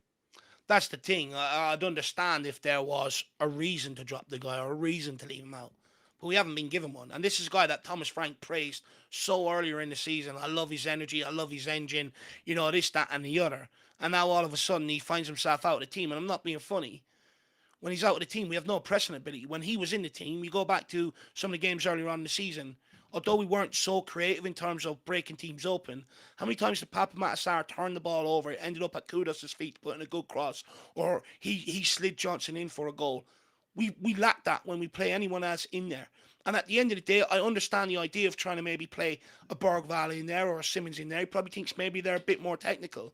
But until they start proving that, because they're not, they haven't created Yeah. fuck all in there, then surely at what point do you go back and put Papa Matasar in there? And to be honest with you, I hope the kid comes on, and I hope he absolutely proves like what we're saying here right, and proves Thomas Frank wrong, and more questions should be asked because at the start of the season, the basis of our good start was Paulinia, Bentancur, and Papa Matasar.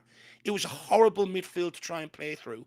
Even when teams tried to go out wide, Sarr could get out. Bentancur was getting out. Paulinia, we were pulling down moves left, right, and centre. Teams weren't getting at our goal as much. When you break that up, which he have done, results have slid. Yeah. And I don't understand. It's almost like he's doing it to himself at this point. He came out ahead of the Aston Villa game. He says, I've got a fair idea what my best 11 is. But then why does he keep making rotations? At what point are you going to pull out your fucking best 11, Tommy?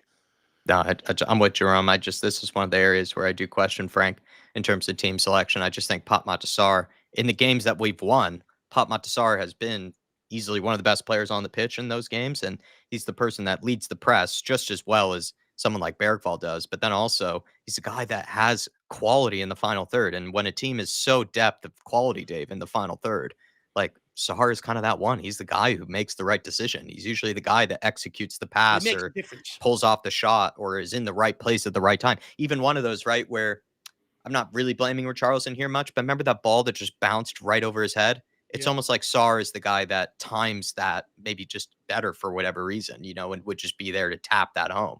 Whereas Richarlison, for whatever reason, is just a step behind it and then lets it bounce over him. And that's what I mean with Pop. Sorry, just pulls off just whatever it is, quality or just he's just clinical in the final third. And Mm. that's what we need But right also, now. It's just someone who is clinical at times. let's not. One thing I think we have to highlight as well is because I already know what's going to happen. Kudus will start trending after the game. Kudos has nearly three players around him every time he touches the ball. He has people pulling out of his numbers, people trying to ram him up the hole, absolutely everything you can imagine. It's disgusting. But teams are going to keep doing that to us and neutralise our best attacking player because others aren't producing. We need Richarlison to step up. Hotspur has done all right, but we need more. We need more. We need more from that number 10. We need other areas to start producing, to start freeing up more kudos. Because right now, all they're doing, and Aston Villa done the same, put bodies down that side, double mark them, take them out. We have a chance of winning this game. It's becoming a huge, huge problem to the point where it's actually neutralising our best player. Other 100%. players now need to step up this fucking half. And once they do, you'll start seeing kudos being left open more. You start getting more out of them. But teams will know we are so heavily relying on him. Just get out there, stop him. I don't care if Richarlison has the ball. He's going to do fuck all. Don't care if Wilson has the ball. Not going to do anything. That's the way the opposition are setting up against us. So we need something from other people. Then just as well, Matty Bynum saying, I won big in Monaco Casino a few years back. What a night I had. Sounds like I wish I was out there with you. That sounds like a lovely time. Matty. And then TJ saying, I would take Magnus Akliuche in I've seen this on January. socials. He's shown some quality. Again, though, I just feel like, is he really Premier League ready? I'm not sure, but he is a real talent. No, look, don't get me wrong. He's looked decent tonight. He's made some good decisions on the ball. But I don't want to get too carried away because he's up against a guy that's not a fullback. He's up against centre midfielder playing at left back. Yeah. And Brecon saying, I'm hoping we make subs before we concede. I completely agree, Brecon. Again, maybe he's giving Bergvall the benefit of the doubt, but Bergvall needs to come out if he doesn't improve things. Big up, though, guys. Really appreciate you guys. And do sync up with us if you would like, as I'm kind of getting the clock and everything situated. And appreciate your guys' support, as always. No, big up, everybody. Big 45 minutes ahead.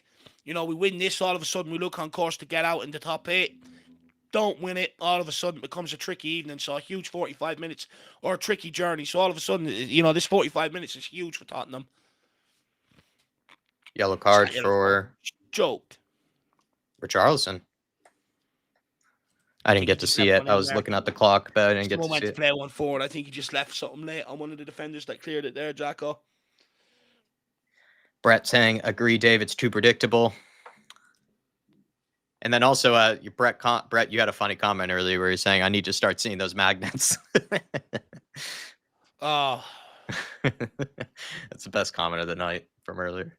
Maybe that is the issue tonight. Maybe we're not seeing enough. Thomas Frank, if anyone caught that, was eating a banana while he was coming out of the... I'm not sure if I've ever seen that with the Spurs manager, having a halftime snack. Guys having lunch like everything's going well. Just rolls out with the Sammy. He's having a picnic like fucking everything's rosy in the rose garden.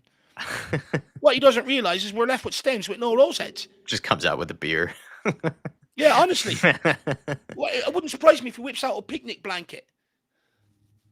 Oh, lovely from Archie Gray here. Well done, Gray. Very lovely from Archie Gray. Carry that down the line. Yeah, he had a poor first touch, but really did well to recover. Man is munching on a banana. Madness. Maybe he needs that potassium. Maybe he's about to sub himself on and show the players what to do. Great. It doesn't take 20 minutes to make a decision on a throw in here. That's kind of the funny thing is that we're really good from long throws, but then when we have a short throw, we don't seem to. We don't seem to have any idea who to throw it to. It's a ball in behind. Enzo, well just brilliant. Oh, Dan, he's so awkward. It's so hard to tackle. And he gets away with it. Does so well there. Bentoncourt takes it off of him and does well as well. Like, you look at it, right? He's so awkward the way he touches the ball and all. You're like, oh, I'll just nip in and take that off him. And all of a sudden, he's got quick feet you don't expect. You're like, what the fuck happened there? Time for Pedro Porro here. Oh my God. Man. Pedro, man. You didn't even pick one. Picks back up. Now finds Kudus. Moses has no intention of passing it to anyone. Gets a good ball in. Someone's got to be No one there taking a gamble across the front post. From where that ball everyone's at the back post. No one's at the near post, but we had three players in the box. That ball, who's reading the game and going, well, that's clearly coming in near post. Do you know what I mean? It's head-wrecking. And we had 3 players in the box.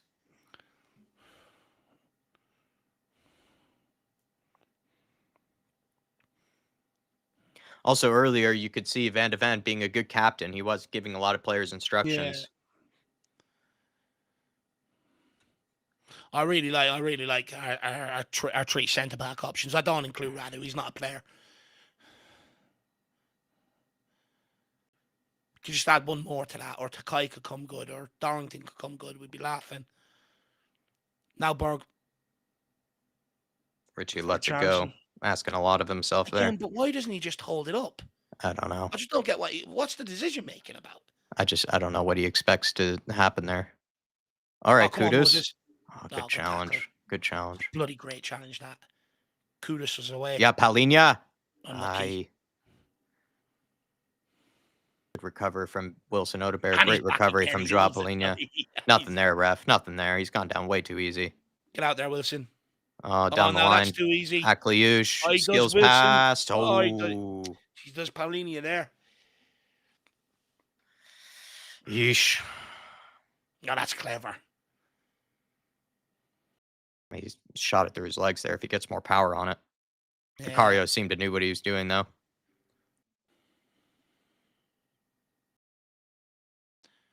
Big Vic. Waiting for someone to come and press him. Pumps it long to Moses. Again, he's isolated his man. We need to try to pin it into Wilson, though. I think Kudus. What am I saying? Kudus can hold up the ball with 4 men around him, so maybe that's the goal. But right there, see the way he got that flick on, he was about to run in behind. They got a player straight over to eliminate that. If you're going to do that, you are going to have to get someone closer to him. Again, we're just pumping we also are never getting it into Richarlison. Go on, Moses. Great switch of play to Wilson Odegaard. Come on, Wilson. Take him on now, kid. One-on-one. The space is there. Skin him and put it in. Wilson! Out for a corner. Again, that's the thing, though. He drives out him. A more experienced player whips that one in. Yeah, 100%. Hard to say, though. I mean, maybe it was a good strike. It took a deflection. Unlucky. It's bright, though. More of that.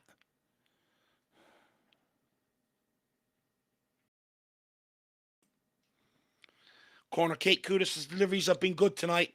Yeah. There will always be an opportunity as long as he keeps putting the ball in like that.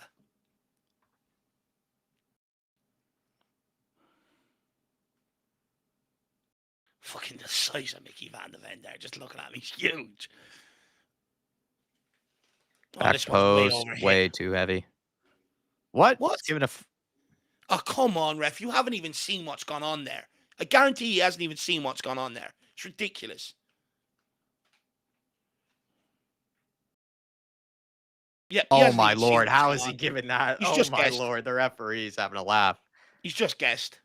He's heard the keeper scream like a fucking 11-year-old schoolgirl, and he's giving it. How many times did Vicario, though, last season, he's just getting his hands ripped off of him, and the referees would say, play on. Oh, come on, Will. Come on, Joao. Bentancur. 3 players around him. Nothing he could do there. Joao Paulinha just took too long to get it under control. He had a bad first touch. Good pressure. Good pressure. How's he getting that out? In behind. It's not even a foot race. Sir, you got fouled there. He's getting fouled here, ref. Can we get a yellow card? And he does them. That's brilliant.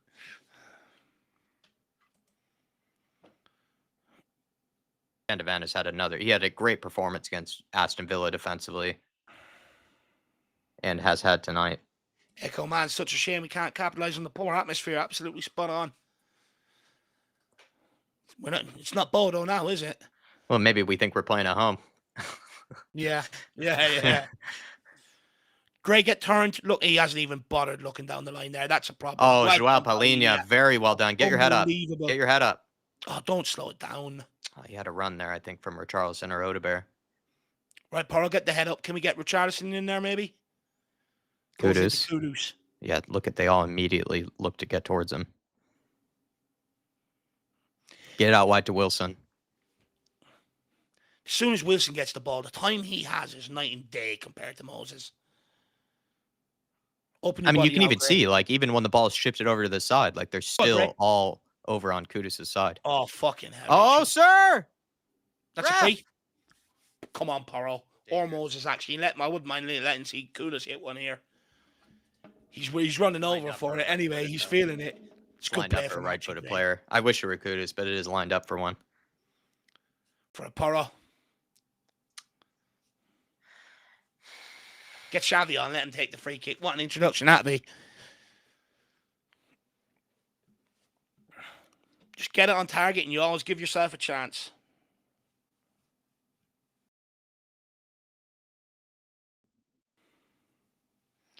Porro's holding it. Looks like Porro's going to take it. He's telling Moses to go away.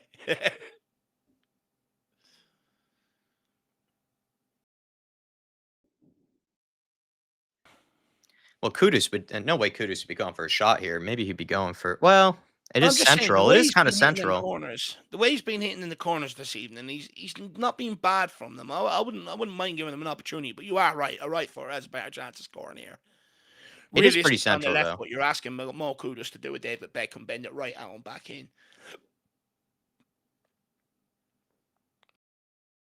All right, this better not be like the Aston Villa game, though, where we just see a million guys going down and then they don't actually get subbed off. King Hoddle says, bang it in. Hansi G says, sub, please. Michael W says, I can see us conceding a goal, then scrambling to equalise. Paul Barnes says, that has to be Porro taking it. Paddy D says, we've got to get some changes on shortly. I'd agree. I think Papa Massara being good injection to this game. Just up the intensity of it a little bit. I think his introduction would. Porro power driver. Yeah. Pile driver. We always see these great clips from training free kicks coming out. Let's see if we can bang one in here. Yeah, and he banged him in for Sporting. It's at a lovely distance to be able to get this up and down. This is meant for Pedro. This is meant for him. For a shot. This is begging for it. Come on, kid. Just get it on target. Into the wall. His run-up was way too short there as well. We could be in trouble here. Well done, Wilson. That is unbelievable. Great pace as well. The fact that he even knew he had to go to the ground there and make, Vicario. Oh, Jesus, Vicario. Shit. Oh, Jesus. Everyone's scrambling back now. There's problems here. Well done, Paulinho. That's bloody unbelievable. Jesus, Vicario, man. You had all the time in the world.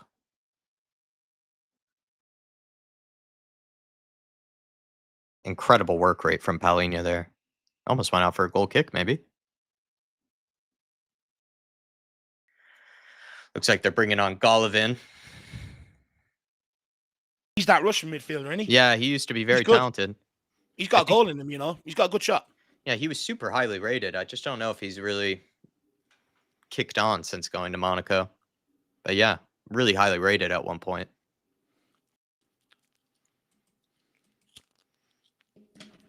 He's kind of the best player out of Russia. Sergeant Stressful, good to see you, sir. He says next 30 days will be a real test with all the games. Really appreciate support. Absolutely spot on. And look, that's what I was saying. I wasn't going to get carried away over the first few games because I expected us to pick up good points and being around where we were. This is the real test against the better teams. Here he is, Golovin. Danzo. Ref, he's took him out from behind there. Yeah, he's pulling him to the ground. Well done, Rich. Get Bergvall out. He's pissed me off. He's just jogging around there.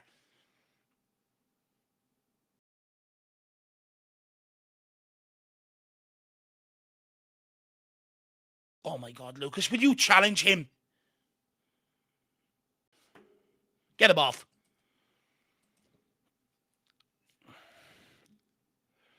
Unfortunately, Sergeant Stressful, we ain't going to be playing pretty football over the next 30 days, so get ready. No, it's going to be dogfights every single game. Every single game, yeah. Every single game. You don't see us blowing away anybody. I'd almost rather some of the harder games at the start of the season because you catch them cold. Yeah. Yeah. Benefit of hindsight. I agree. Oh, come on, I can't see you sit so low. Can someone just need someone to engage, though? That's the thing. Like, you're fine with a mid-block, but someone has to engage. Like, we just don't engage. We just let them make this pass, this first initial pass under no pressure. Surely the whole idea of the mid-block, though, is the guy that's closest to the ball gets out and presses it. Yeah. And then when that ball's moved on, he drops back in, the next guy gets out. No? Exactly. That's it. Here we go. Sarge Simmons coming on. Come on, baby. Let's bloody go. Sarr looks ready. He looks ready. Oh, Jesus. There we Not go. a great pass into Bentancur. Bentancur does very well there. Van de Ven, Good good ball. ball. Oh, you got to go forward, Rodrigo. You had time to get turned there. Good ball. Into Great ball Pedro. out to Porro. Porro, good ball around the corner to Bergwijn. Bergwijn. Just get it into Kudus' feet. Too slow towards him, but we'll have it. Oh, Kudus. Kudus. Oh, he wins it back. Good win. He wins it back. Find him. Come on, my Oh, God. God, he's such an animal. His work rate is unbelievable. Come on, Sarr. Tyler says, look at the smile on Sarr's face. He's ready to kill it. I absolutely agree. I'm thinking a Sarr winner, everybody. And it's quite open when we go forward, you know. This is a game Xavi could produce. I'm liking he's taking Bergwijn off. Bentancur's coming off as well.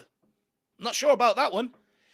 I'm not sure about that one. He's been Well, good. he's going more attacking. He's just taking Bentancur off, and then he's going more attacking. You lose that ability then with the calmness playing out from the back. That's my only problem with it. We'll see how it goes. Well, no, Dave, I mean, to be fair, everyone who wants Bentancur off, you know, no one likes the double pivot of Paulinho and Bentancur. This is our chance to see if they're right. I just prefer Sarr playing a bit higher up where he can go and get pressure on the ball. I'm on the same page as you. It's just this is what people wanted. It's what people wanted. Come on, Danzo. Let's launch this. Bentancur's the new Satan of this team, so we'll see. Just wind up the cannon. It's a good throw, that. Oh, come on, someone get on the end of it. Well done. Whip it in, kid. Not bad cross from Unorthodox. Oh! He's flopped at it. I didn't believe Danzo could cross a ball, so that's good. Oh, well done, Danzo. Great strength. Good hold up. Oh, Sir, that's naughty, ref. You got to give that. That's got to be a free kick. It's another long throw, is it? He's giving it to us. Brilliant. Oh, Van de Ven. So very well done there. How's he not giving that as a free kick? No long throw this time. Going to look like they're going to work it. Porro's on the throw in here. Danzo to Van de Ven. Moves it on out to Gray. Open up your body and play it down the line. Well done, Wilson. Xavi, well done. Ref, that's fucking horrible. No way, ref. How is he not giving any of that a foul? Oh, my Lord. What a challenge from Paulinho. Paulinho is a monster. He sized them up and executed. Oh, no. Sarr. It's a sloppy pass back from Kudus. You just got to lay that off so Sarr can play it first time. Yeah. As unbelievable from Paulinho. He sized them up and absolutely took his legs. Oh, the game is so back when you see challenges like that. Go on, Wilson. Size them up. Oh, left it behind you. I'm not being funny. He's sort of phased out of the game the opening 15, 20 minutes. I agree. He's done nothing. For another 5, I'd take him off. Yeah, he's done nothing.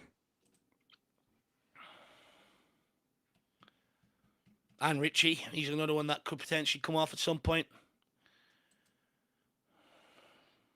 Well done, Gray. Just heavy touch.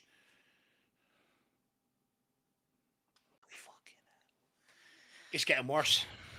Yeah. To be fair, neither team has created anything in the last. It's been kind of a stalemate. No. But knowing Spurs, that just means we're going to get punched. It'd be nice if we're the team that actually takes advantage of this stalemate.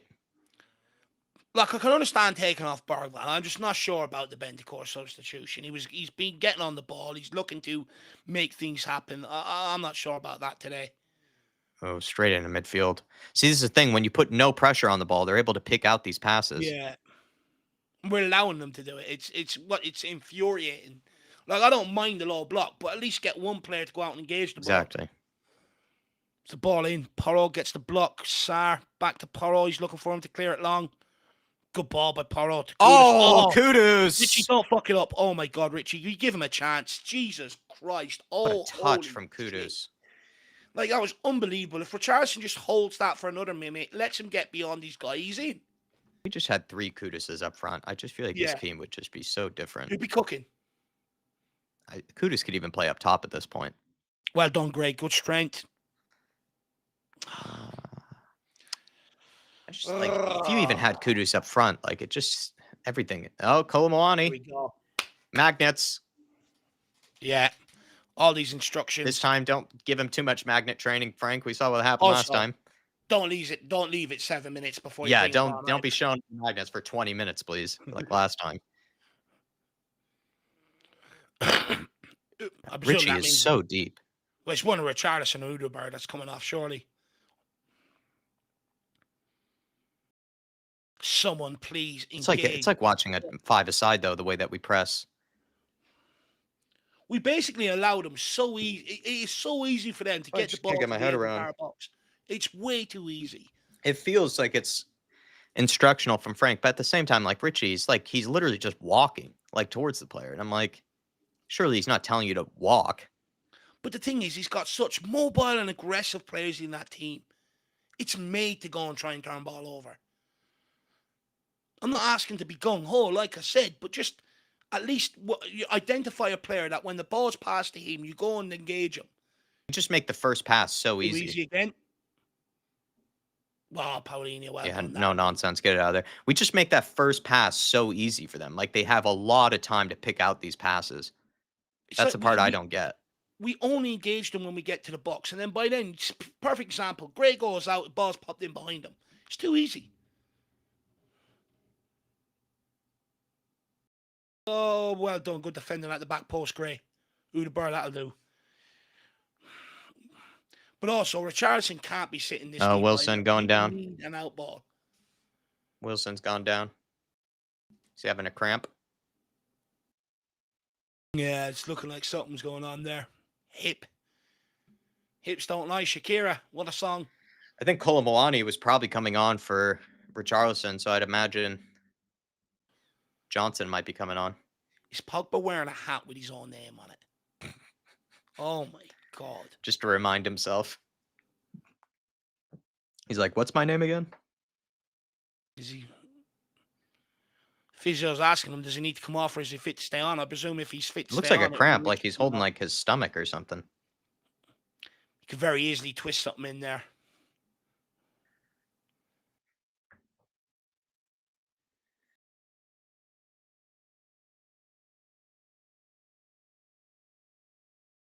Spurs fans look so bored in there. They're all on their phones. They're so bored. We are nicking it 1-0, says King Huddle. No one's created anything in the last few minutes. It's probably been more Monaco, though, in the last couple of minutes. It's not like any real chance has been carved out by either side. Hard to tell. It looks like he might be staying on. Yeah, it looks like he'll stay on. Kolomouani is coming on. Off, is he? No, he's come off. Udober's come off. Richarlison's still on, is he? No. He's sitting on the side there. Yep, he's coming back on, Wilson. Kolomouani, yeah, it looked like he was on the pitch, but Kolomouani is probably coming on for Richie. Gray, you got to win this. Don't let him cross it. Gray, oh, no. Jeez. You've either got to win it or block the cross, one or the other. Top of the box. Hotspur closes out. Does he get there? Golovin. Vicario. Why do we stand there and allow them to shoot? Get out and close the fucking thing down. Especially this guy. He has the ability. Good save, Vic. Nice and alert. He's done really well reading the shots. Like, it feels like he's reading them. He is. His positioning has been a lot better today, you would argue. He's starting positioning. Again, I feel like if we were to have that opportunity, though, fly over the bar. You'd end up in Seattle, would you, Jack? Oh, even there, right? That strike wasn't bad. Don't allow him to pop it in. Someone close it down. Stop allowing them to cross the ball. Jeez. Stop allowing them to cross the ball. There's two players there standing off him. One of you's go and engage it. Look, two of them standing there. Fucking hell. Realise the danger. Stop it from coming in. We are going to concede if we stop doing the basics. I agree. Two of them standing there with their arms behind the back. Go on. Cross Vic was beaten there, too. Vic was beaten there. Yeah, that was close. Almost off the post. He was beaten there.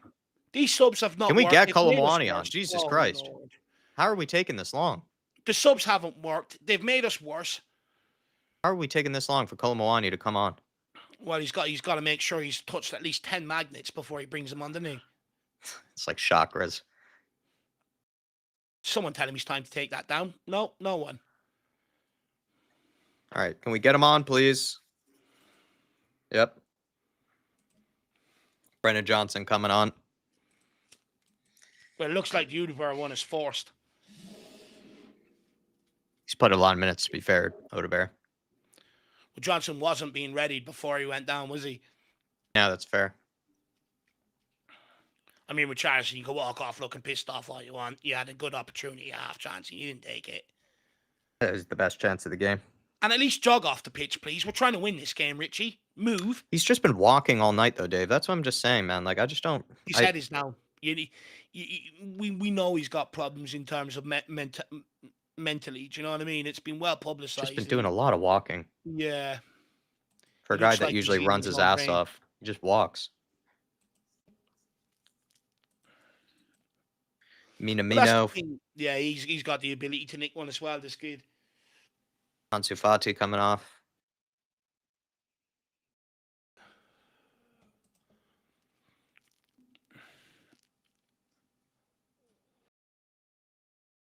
Tyler says this ain't ending 0-0. At the minute, it feels like it is. It's been pretty terrible. It's like it's been more Monaco in the last few minutes. Honestly, the last 10 minutes of the game, I'd love to see. Oh, Akliouche just skills passed. Well done, Pop Montasar. That didn't even look like a foul, ref. Poro, get out. You don't need help. Get out. Well done. Thank you. He's constantly backing inside. Look. Where's my help? Go and deal with it. That's much better. Come on, Spurs.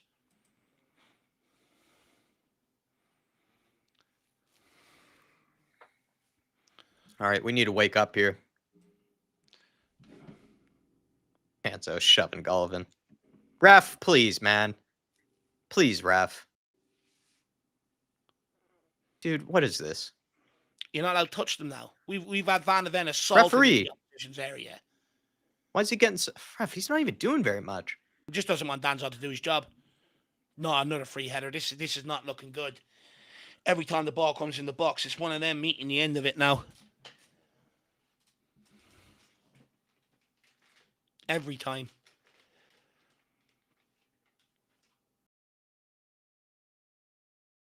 Back to being a pub team. 2 centre-backs sitting inside the 6-yard box.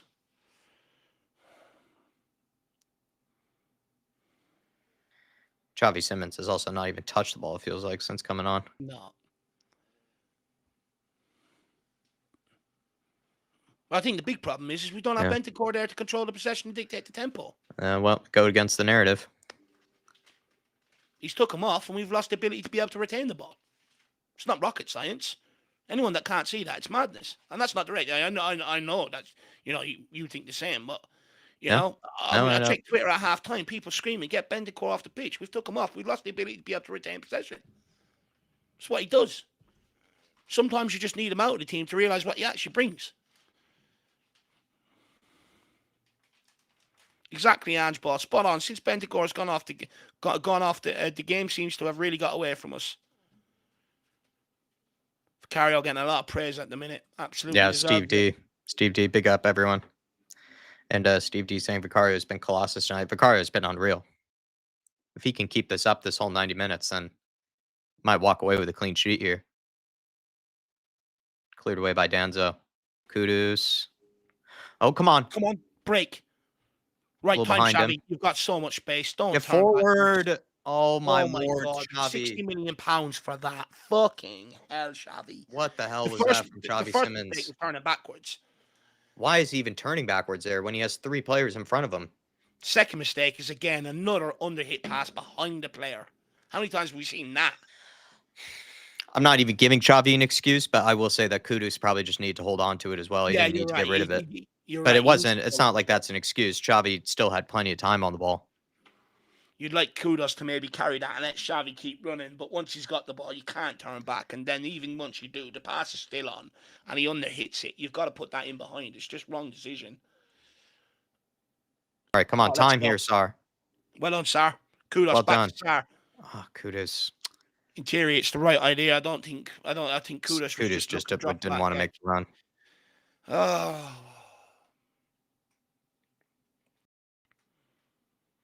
Yeah, but Xavi, I don't know why he's thinking to go backwards there, especially as a number 10. But that's the opportunity for him to just play that killer pass. Tottenham win 1-0. All the praise is his. Bam, it's exactly what we thought. Well done. Someone come out with the ball. Oh my God, he's on the ground. We're still not coming out with it. Yeah, no one helping out Paulinho there. Porro gets beat. Down the line. Dangerous. Oh no. Oh my Gray. lord. Incredible save from Vicario. I think Gray blocked that, no? We'll have a look at it again either way. Well done by Colomboani there. Let's break. Yeah, you have Xavi. Carry up speed. Come on, Moani. At speed. Did really well there, Colomboani. Time Moani. Oh, he's going to line up for the shot. Yeah. Oh, jeez, it's still behind him. Right, let's get it in. We've players in there now. Players in there now. Oh, it's too lofty. Pedro Porro has been terrible in the final third. It's a shocking cross. He's been so bad in the final third tonight, Pedro. Yeah, he's been dreadful. Paulinho tries to... Oh, no. Don't let him play the pass. Well done, Van de Ven. You absolute monster. Get there, Xavi. Sir. Why is the kid letting it bounce? You've got the ability just to take that out of the air at one touch, man. Let's have a look at that again. It was whoever it was, Vicario Gray. It was unbelievable. Yeah, Vicario made an incredible save there. I think it was Vicario. Let's have a look. Here it is. They should have scored. Too easy to play behind Porro. Too easy to play behind Sarr. Paulinho should have followed, didn't. It's an incredible save from Vicario. You're right, Jacko. Good eyes, man. Oh, my God, what a save. He reads him again, though. That's the thing. He reads him again. He gets across there. Brilliant. Look, don't get me wrong. The player could have tucked that away more into corner. Yeah. But at the end of the day, 6 yards out. It's on target. Unbelievable from Vicario. That's all you do, though, there as a keeper. Like, you have no time to react. You have to guess where they're going to go. And that's what he did there. I think if this stays like this, there's no pole to be had. Vicario's the only man in the match. If we get a point tonight, it's been solely because of him.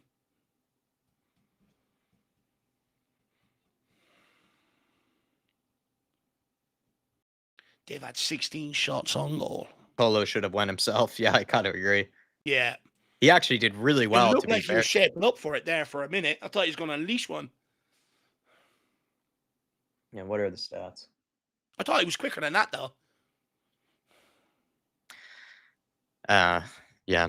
Monaco should be in the lead. There's just no other way to look at it. Vicario's pulled off, what, at least 6 or 7 saves? Yeah, we haven't even made their goalkeeper pull off a great save. To be honest with you, we've barely competed today. We haven't made their keeper pull off any good save. Anything. Yeah, exactly, Jack. We haven't really created anything at all. Well, the only one that we should have done so much better with was Richarlison's. Yeah. That was a clear opening. And like Richarlison's clean through there. Yeah, and we didn't. Yeah, other than that, that's the only chance we've had. Set pieces again. Yeah, that was the only open play chance. If we pull a point here, all the headlines have to go to Vicario.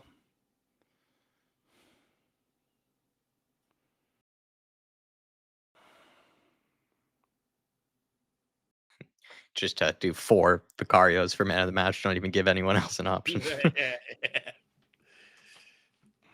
What I'll do is I'll get his 2 middle names and I'll put them all in there. Yeah, fine. Does he have? If he were Brazilian, he would have like 4 or 5 names, and that'd make it so much easier. Come on, Spurs. 13 minutes left plus stoppage. Surely we have one in us.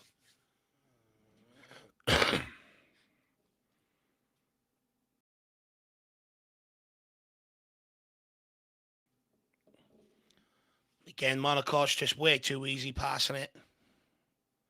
Again, Kinsor. Oh, he does Sarr dirty there. It's a ball in. Well done, Danzo. Your man done Sarr there, didn't he? Through the legs. Please. Also, everybody, if you could get us to at least 150 likes, we really would appreciate it. I know it's been a rough watch, but we thank you for being here with us. Oh, my Lord, this is it. Oh, my Lord. They've missed Minamino has missed an absolute probably one of their best chances of the game. He's like 4 yards. What is he, like 8 yards? 6 yards out. He's 6 yards out. It's the best chance of the game there for them. Yeah. Yeah, but guys, that's something we don't push enough, actually. You know, look, it's probably to our own. I feel like I jinxed it by asking for the likes, so please, everybody, do it now. Please. I like beg.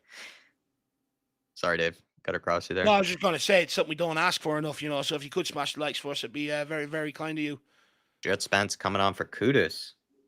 Face down, Alpash is saying, is Dave single? No, I'm not. I'm taken. Michael Poland, big up, Michael. Been a while, man. Where have you been? I know you're a busy guy, I think, these days, but he's saying, I don't know what to say about this season, but I won't lie. I'm not enjoying what I've been seeing. Joy of football I spoke of in July is gone already.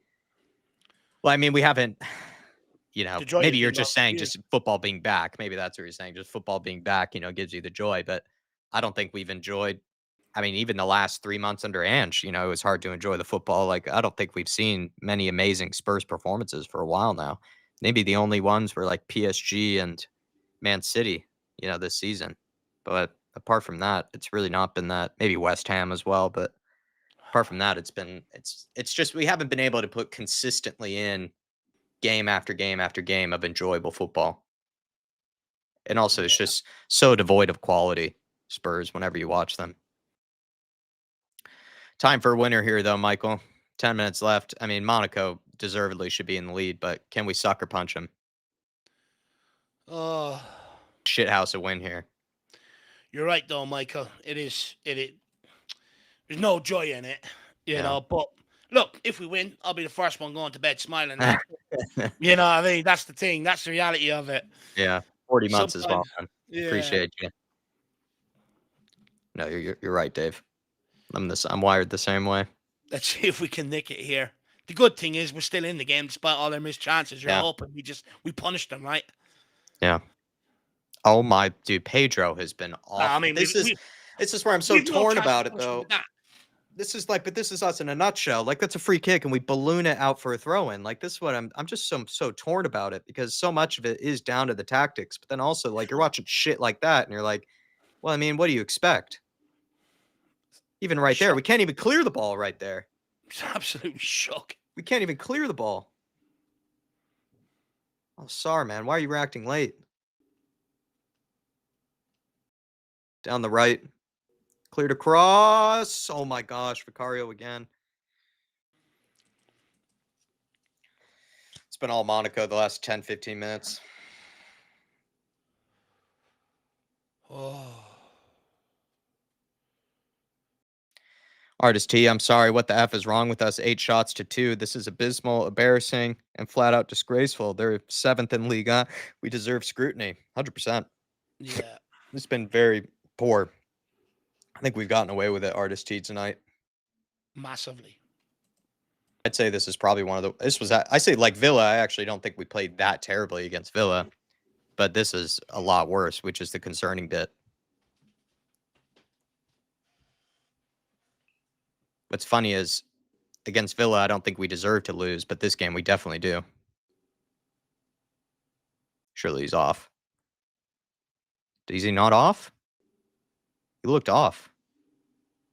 They're just carving chance after chance here, though. Monaco. Minamino's had like 3-4 shots in the last 5 minutes.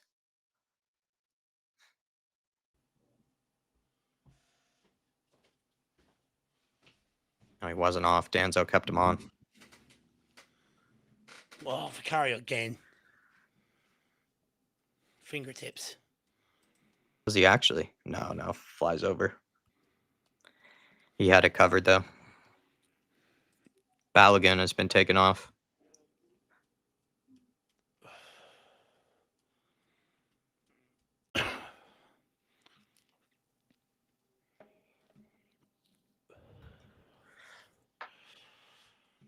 Oh, come on, Tottenham. You're just hoping we get that one chance. It falls to Moani. Bang, back in the net. Thank God Minamino sucks. That's okay. Seriously. Yeah.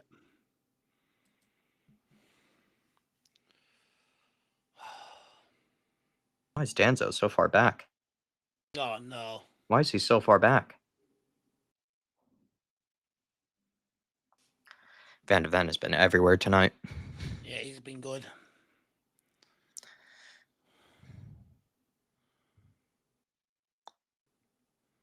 Spence.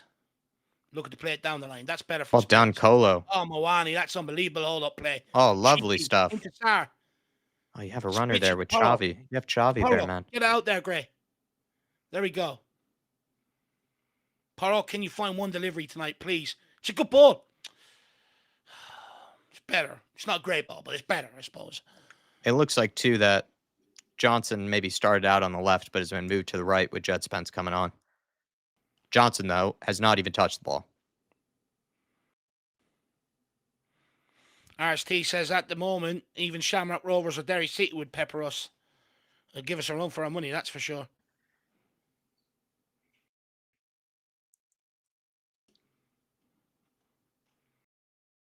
King Huddle, I don't know what point you're trying to make by putting in capitals Dave and Jacko. You demanded a win. Demanded. Yeah, I want to win.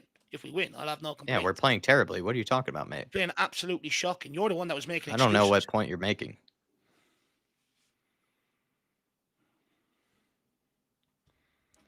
I think you're arguing with yourself there, King.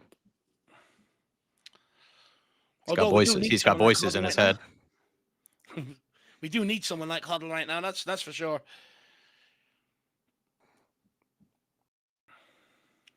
Johnson is playing, says Tyler. Seriously, I actually forgot he was on the pitch.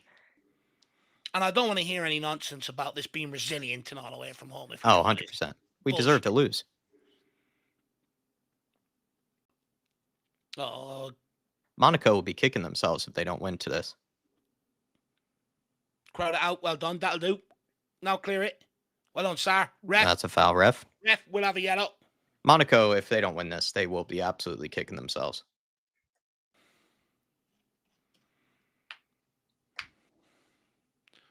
Jerome with the super chat, he says, Monaco's manager took the job 10 days ago and we are just being bullied by Monaco. Why are we even in the Champions League? This is boring to watch. Some people did say boring is beautiful, right? This is what they wanted. No, I do get what you're saying. I do get what you're saying. But the reality is, guys, we just don't. We're post Kane and Son now. We don't have any clinical guys up front. We don't have, any quality really up front. And the one piece we do have, everyone's triple marking them because everyone else is shit. It's a huge problem. Johnson, well done, Colo. There we go. A bit more energy. There we go, Colo. There we go, Colo. Brilliant.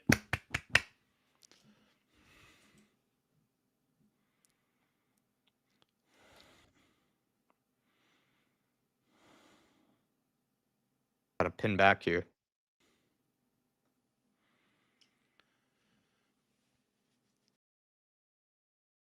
But you know what? Again, Jerome, if we can nick a winner, I'll be buzzing. Then you might start hearing me saying we're resilient. Fuck. Big up, Jerome. No, Jerome, we'll see how this finishes. But even if we do nick a win, not a lot of. Oh my gosh, we just gave it away from simple throws. Like it's such a mix though for me, Jerome. I think a lot of it is maybe down to the way that we're playing, but also like even just there have been so many occasions tonight where we're just our own worst enemy, where we're just giving the ball straight back to the team under no pressure. And we can't even execute simple passes. Like Xavi Simons had an easy breakaway and he gave it away. He's too weak. Come on, Xavi. Come on. Someone send him to the fucking weight room.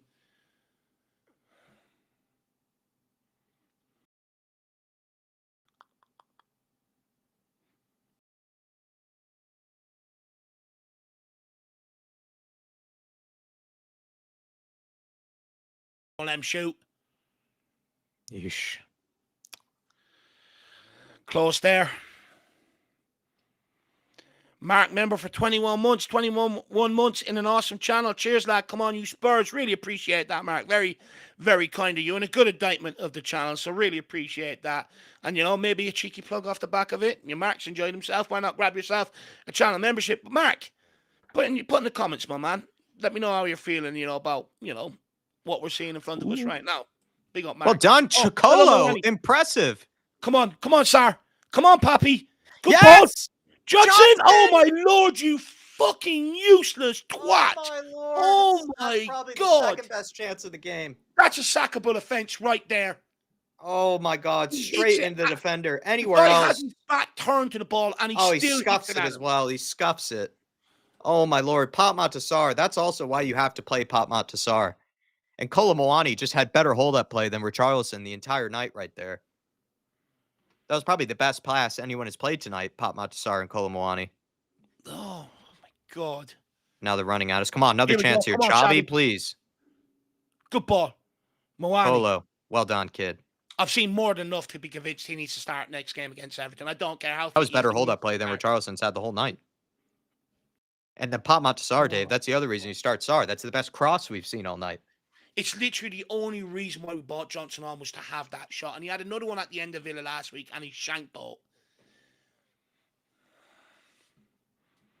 Come on, Spence. That's why I'm convinced that everyone says Johnson, I just don't even think is clinical. I think he only scores tap-ins. Yeah, when he's 4 yards out and can't miss. That's when he won't miss. Right there. I mean, even he hits it first time. If you hit it first time, you at least have to get it on target. But he could even take a touch. He actually had a lot of time. It was like we actually outnumbered them in the box. I think we had more players than Monaco did in the box there. Well, come on, Sar. Ah, poor touch from Sar. That was the one chance we would have been waiting on all game. That was the opportunity to punch him in the mouth. Sucker punch. Porro. Good ball. Oh. Nearly rinse and repeat from that. That was the sucker punch right there. We literally had it right in front of us. Yeah. It's the second best chance of the game. But again, the fact that we're waiting on that is... No, it's nothing. Like yeah, you are right. That's why I said it's the second best. I think Richarlison's was even easier, but... Come on, Danzo. Good try. Again, they don't even register shots, though, because both Richarlison's and Johnson, they don't even make it to the goalkeeper. Unbelievable. Oh, no, not into... Oh, Porro. 6 minutes added on. Let's see if we can try and find another chance like that.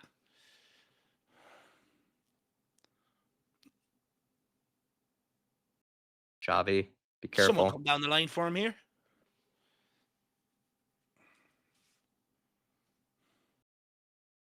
Go on, Moani. Well done, kid. Unbelievable from Moani. Sar picks it up. Good ball on to Spence. Yeah, see Gray. Spence, can he play Gray? He chooses not to.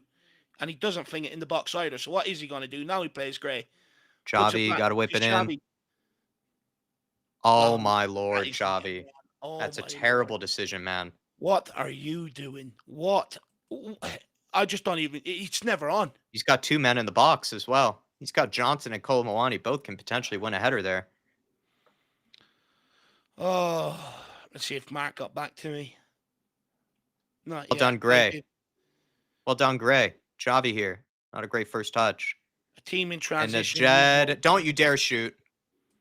Still a boring game. Yeah, fair point, Mark. Fair point. Oh, please. Oh. You're just hoping a foot comes round the corner and take us out. Van de Ven.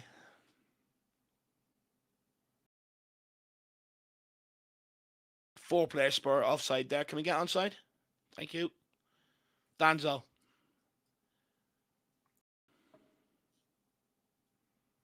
Vic, can you find Jed?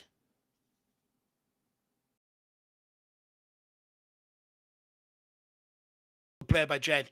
Go on, shot. Too weak again. Oh, does well though. Just the free kick. Just doesn't need to be taking that type of touch.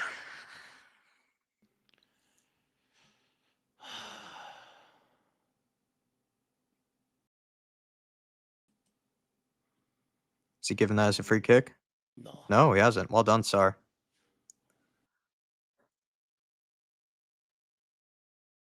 There you go, Jed. Well done, Jed. Come on, Jed. Oh, where's Xavi? Well done, Gray. Well done, Gray. Okay, that's please, boys. Please, come on. Archie. Come on. Come on, Archie. Come on, Archie. Find Kolo. Why are you trying to... Oh, my God. He's trying to find Johnson there. Hello. Moani. Back to Simmons. Simmons. No, not on. Go on, Gray.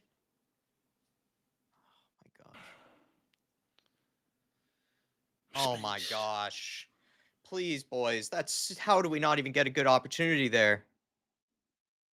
Oh, there's trouble here. There's numbers.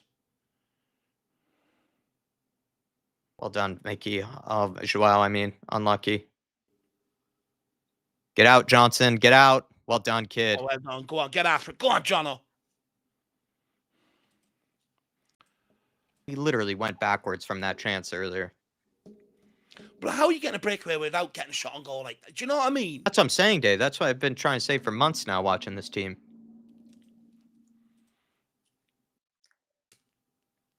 We get players who are played clean through, and we don't even get a shot on.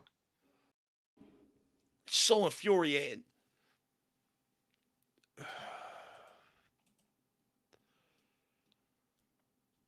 Paddy D says Gray's been top class today. And then Jerome with a following super chat saying, if this ends up as a draw, then we have stole a win from a team that deserved it. This is pathetic, guys, and don't care if I don't think you are being negative, Jerome. I think it's been an awful watch. Yeah. I think Been I'd be an very awful- I've been very neutral, about the whole Ange Frank thing. But I mean, man, this is hard to watch, even for someone like me who enjoys terrible I was football. just Like, about to say that. If you're complaining about, we've got issues. Steve Webb says, David, would you like to sign who scores goals? Well, I mean, Eze over Simmons was the first mistake.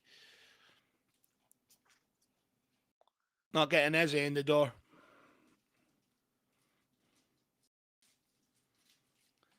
J Mac, unpopular opinion, but for me, Gray is a better midfielder than Bergvall. recently, you would say so. But Jerome, it's not negative, man. I mean, it is pathetic going forward. It is absolutely pathetic going forward. It is. It's anything.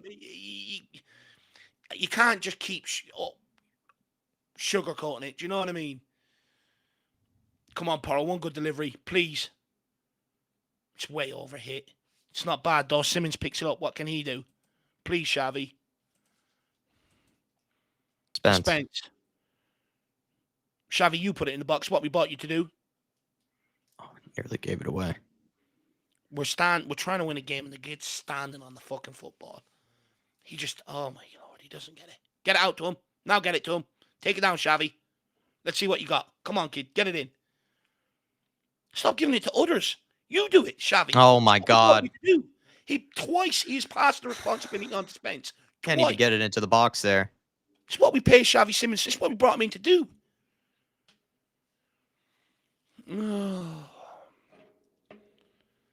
Exactly, there, S for Syria. Put the fucking ball in the box. You're spot on. It's not rocket science. I think he's given full time. Yeah. Yeah, he's given full time. I mean, you can't gloss up this performance. You just can't. We are very lucky to have gotten away with a draw here.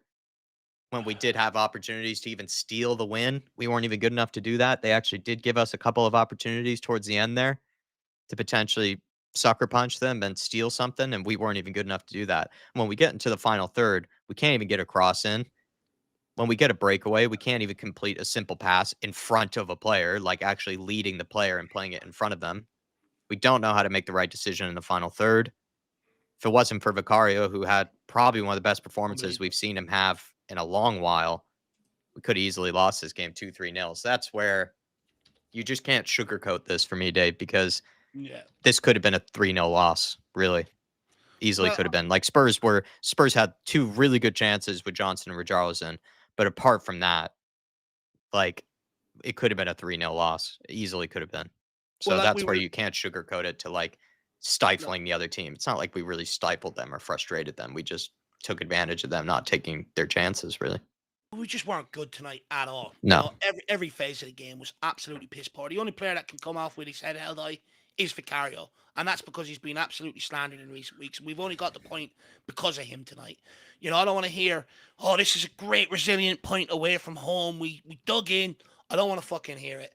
I don't want to hear, oh, well, when good teams don't play well, picking up points, we're not a good team. We're a team that are not playing well consistently. It is nowhere near good enough. It's yet another garbage performance away from home in Europe. We could sit here and say, oh, we were good defensively. No, we weren't. How many times did we rely on Vicario to bail us out tonight? Which shows we weren't good defensively. In midfield, Paulinho tried to be competitive, but again, in midfield, too much times we give away the ball with sloppy passes. And going forward, again, getting to promising positions, promising breakaways, but they never, ever, ever end up with a shot on goal testing the goalkeeper, ever. and it's absolutely infuriating. And to be honest with you, I'm not impressed with this mid-block shit either. Everyone's just sitting in, and we end up dropping deeper and deeper and allowing them to have more shots on our goal. If you're going to sit up mid-block, the player that's closest to the ball has to go and engage it. If he moves it on, the next player comes out, engages it, the other player drops back in. We're not even executing that. We basically allowed Monaco tonight to pass out from the back into the midfield, put it out wide, and put balls into the box without any pressure on them whatsoever. And that's why Vicario comes out with the man of the match. But we are so toothless going forward. Even there, right at the end, you think with all their missed chances, it's not going to be their day. Let's go up and fucking punish them. And then Johnson hits a guy who has his back already turned to the ball and he's 10 yards away from him. He can't even bend it round him and get a shot on target. And this is the level of the forward line that we're dealing with. Look, we can call it, look, I have questions around why Papa Matsar doesn't start games. You know, the chance we created today was because he turned over the ball, ran at them, put a good ball into Moani, who found Johnson. You know, I've questions around that. Why are we paying 60 million for Xavi Simons and leaving him off the bench? Well, look, tonight, to be fair, when he came on, he done nothing there right at the end. You're looking for him, take responsibility, put balls in the box. We paid 60 odd million for you. You're the creative guy in the team. He passes it to Jed Spence, a right-footed player on the left-hand side, and passes on responsibility. Nowhere near good enough from anybody tonight. But this is the reality of Tottenham Hotspur, Jack. Look, I can sit here, bitch, moan. I can look to pinpoint problems everywhere. The reality is we have a lackluster forward line, and that's why we look this bad, because the ball doesn't even stick up front. We don't even have any sustained period of pressure on the opposition either tonight. You know, it was just so end to end. And once again, we're seeing a lot of the same problems we were seeing last year because we didn't fix all the issues from last year. We didn't bring in that striker, even though everyone knew we needed it. We didn't. We let Sonny go without replacing him. Look what Sonny's doing now out in the USA. You're telling me he's, you know, if he got some of that space that Udebur had, that he wouldn't deliver Yeah. a better cross and stuff like that. I'm sorry, but this, like I've been saying, Jack, I've had a massive realization. Every single game for Tottenham Hotspur is going to be a dogfight because Yeah. this is the team we are right now. We don't have that clinical edge going forward, so we have to bustle the ball over the line. We're relying on own goals. We're relying on centre backs, midfielders picking up goals from corner kicks, from throw-ins. We're relying on scraps right now. And I'm not being funny. If we don't keep a clean sheet, we don't get something out of the game. And that's the way this trend is happening. It was the same under Ange Postecoglou last year. The minute you can see Yeah. it, you know you're in big trouble. And that's because the forward line is absolutely crap. You know, Yeah. days like this, if we still had a Kane and Son, they would have punished Monaco today. Even at the end, even if we didn't play well, they would have punished them today and put that ball in the back of the net. And this is the stark reality of the post-Kane and Son era. This is what we are. Spurs fans, buckle in, get your seatbelts on, and enjoy the roller coaster, because we are going to have to adopt the mentality. Every game is going to be a dogfight. We are going to have to become mean, nasty motherfuckers. Even that though, like we need to concede fewer chances though. Like we gave away like a lot of opportunities. Like I'm happy if we are to become that type of team. If we just give up and we're just kind of like, listen, like the forward line is just useless. We're just gonna have to try to nick things, you know, from here on out. We can't afford to give away that many chances. Better teams would have punished us. Better teams would have scored 3, 4 goals, you know, Well, that today. So structure isn't as that's rigid as where it my was. worry is, Yeah. Dave. It's like I said to you earlier.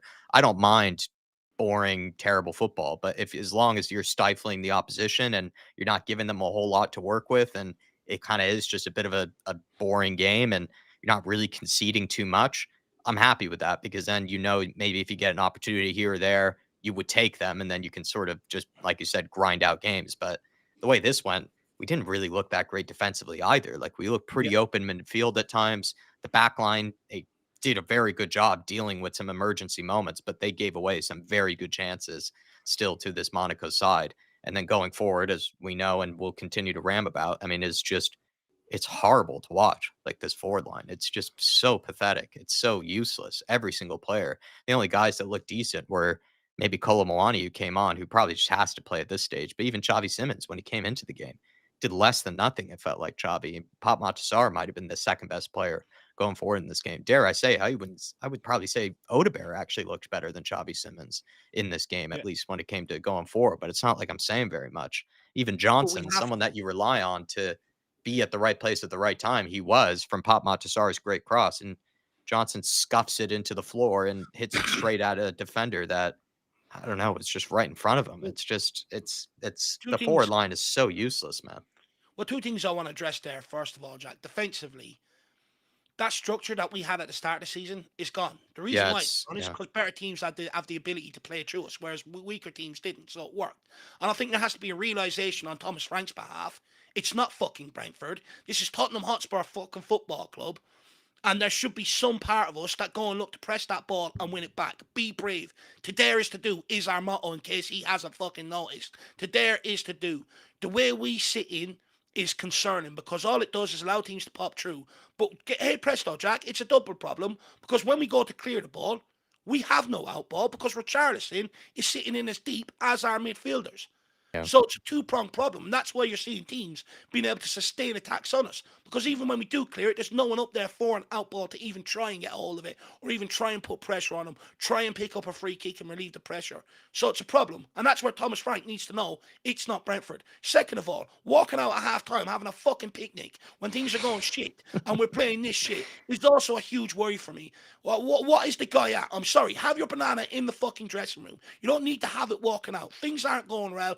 And I'm sorry, people could say that's crazy, but at the end of the day, it's the aura you give off. It's the perception you give off. And shit like that doesn't fly with me. Oranges at halftime. Yeah, it seems like they're all in there having a jolly up. Things are going great, guys. Still in the game, nil all, absolutely perfect. Rather than maybe rollicking them or in there, maybe saying to them, guys, instead of sitting in this half, let's go at them this half. Let's go and press them this half. Yeah.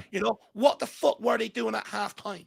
I'm absolutely fed up with it. But again, it's not all on Thomas Frank because the problem is, kudos, Aston Villa marked out the game. Tonight, marked out the game because teams are sending 2 or 3 guys over to him every time he touches the ball to neutralise him because they know it's fine. Leave Tottenham with the ball through the middle. They don't have a number 10 that's gonna cause you problems. They don't even have a number 10 that's gonna test your goalkeeper. It's okay. Leave the left-hand side so free. Like we can sit here and say, oh, the bird looked bright tonight. But every time he gets the ball, look how much space he has. But again, what came off the end of it? Absolutely nothing yet again. Absolutely nothing. But if he had to deal with the same problems Kudos had to deal with, he wouldn't be able to handle it. No. And that's the big problem. Until we get someone that comes to the fore, makes us better through the middle or off the left-hand side, this is the way we are going to be to watch. And when you take Kudos out and you neutralise him, we are even worse to watch. And that's going to be a huge problem moving forward. All we done was move the problem from the left-hand side last year or the right-hand side to the left-hand side. That's all we've done. We've just switched it over. And we're so predictable to watch, just like we were last year. So predictable to set up against. So predictable to neutralise. And it's becoming a huge problem. However, Moani looked good tonight and gives me a little bit of hope. No, it seriously does. TJ with this from earlier. Big up, TJ. Appreciate your support. I'm sorry, but that was just pathetic. We played like it was against a Real Madrid. Shake my head on Frank. Completely agree, TJ. Like I said, I'm not as against. I think it's just a preference thing. I can see why people want us to be pressing high up and looking to win the ball high up, show them no respect. I'm totally fine with that sort of view take on things. I don't mind a mid block. I don't even mind a low block. But the way that we set up against them, we were just asking for it. We weren't defensively, in my opinion, actually that great. I think we did concede very dangerous chances in this game. You can set up with a mid block, a low block, and concede very few decent chances, but we gave them some absolute sitters, it felt like today. If it were a different day or a different opposition like a Real Madrid, I think we would have lost this game 3-4-0, to be perfectly honest, TJ. This is where I'm starting to lose, my sort of faith in what's happening right now, because I felt like defensively for the majority of the season, we have been very strong. We have given up very few chances. It's just going forward, we're pretty dreadful. This today, we were still dreadful going forward, but defensively, I actually thought we were pretty wide open this game. That's where I'm getting kind of worried at this point, TJ. Big up, man. Appreciate your support. And then Jerome saying, utter garbage. There needs to be improvement because I will not be able to keep watching this every single week. We could be going down the table fast playing this way. I think that's where my big concern is today, Jerome, is like other games, like we played poorly, but we could probably have said, like, you know what, defensively, we were solid. This game, we didn't really give up too many chances. We sort of hung in there. Like Dave brought up, we had a resilience about us. Maybe if the football was bad, there's a bit of resilience. There was a bit of a dogfight in there. I wouldn't give us that compliment today. And that's where I'm starting to get worried. And I said that to Dave. I don't mind playing this way as long as we don't concede that many chances and we sort of stifle the opposition. But I can't even give us that compliment today, which is why I am getting a bit worried. But Dave, do you agree? I mean, performance like this continue, it's worrying for how, the better teams would play against us then. Look, if you don't have the ability to score at this level, you're going to lose games of football. You're going to drop points. You're not going to take maximum points from games you should. We've been here before. Look, it wasn't all of last season's problem, but it was a massive part of last season's problem. Couldn't take points from games because we didn't have a forward line. I'm not Yeah. being funny. Last year I went into games going, when's the next goal going to come from? In the pre-match build-up, someone put that in the comments now. I was sitting there and going, do you know what? It's the exact same this year. Where's Yeah. the next goal going to come from? No Yeah. one knows. And that's a huge concern, right? You've Yeah. got to score goals at this level to win games. No, it's really pathetic at the minute, Jerome. That's the thing. Other games, I think there were negatives, but also positives. Today, I can't really come up with any positives to be perfectly But let's honest. be honest, though, Jerome. We're still going to watch every single game. I know we say this all the time. I can't keep watching it, but we're still going to watch every single game. Yeah, I mean, we're gluttons for punishment, and just to maybe see some sign of progress. Jason Wales saying, "I love you, Dave, but Son wouldn't even been able to get to those balls. He's lost a big time. MLS is a cakewalk compared to the Prem. Odegaard, Johnson, Xavi, all very poor though." I didn't get the point Dave was making, but Dave can retort back. Like the standard is so low at the minute that even an old and sort of tired Sonny probably would have shown still more quality. Like some of it was just simple crosses, simple passes, decision making. Like usually Sonny still made the right decision on plenty of occasions. Usually he did execute a decent cross or a sort of a nice pass to get him behind. Like that's what we're talking about. We're talking about kind of the bare minimums here. I just feel with all the space that Udeberg has been given, although Son maybe has lost a yard of pace and all that, granted, but in terms of on the ball, he would have delivered a killer pass. Yeah. He would have. Yeah. I think last year, although people say he was bad last year, have like 7 goals, 7 assists or something like that.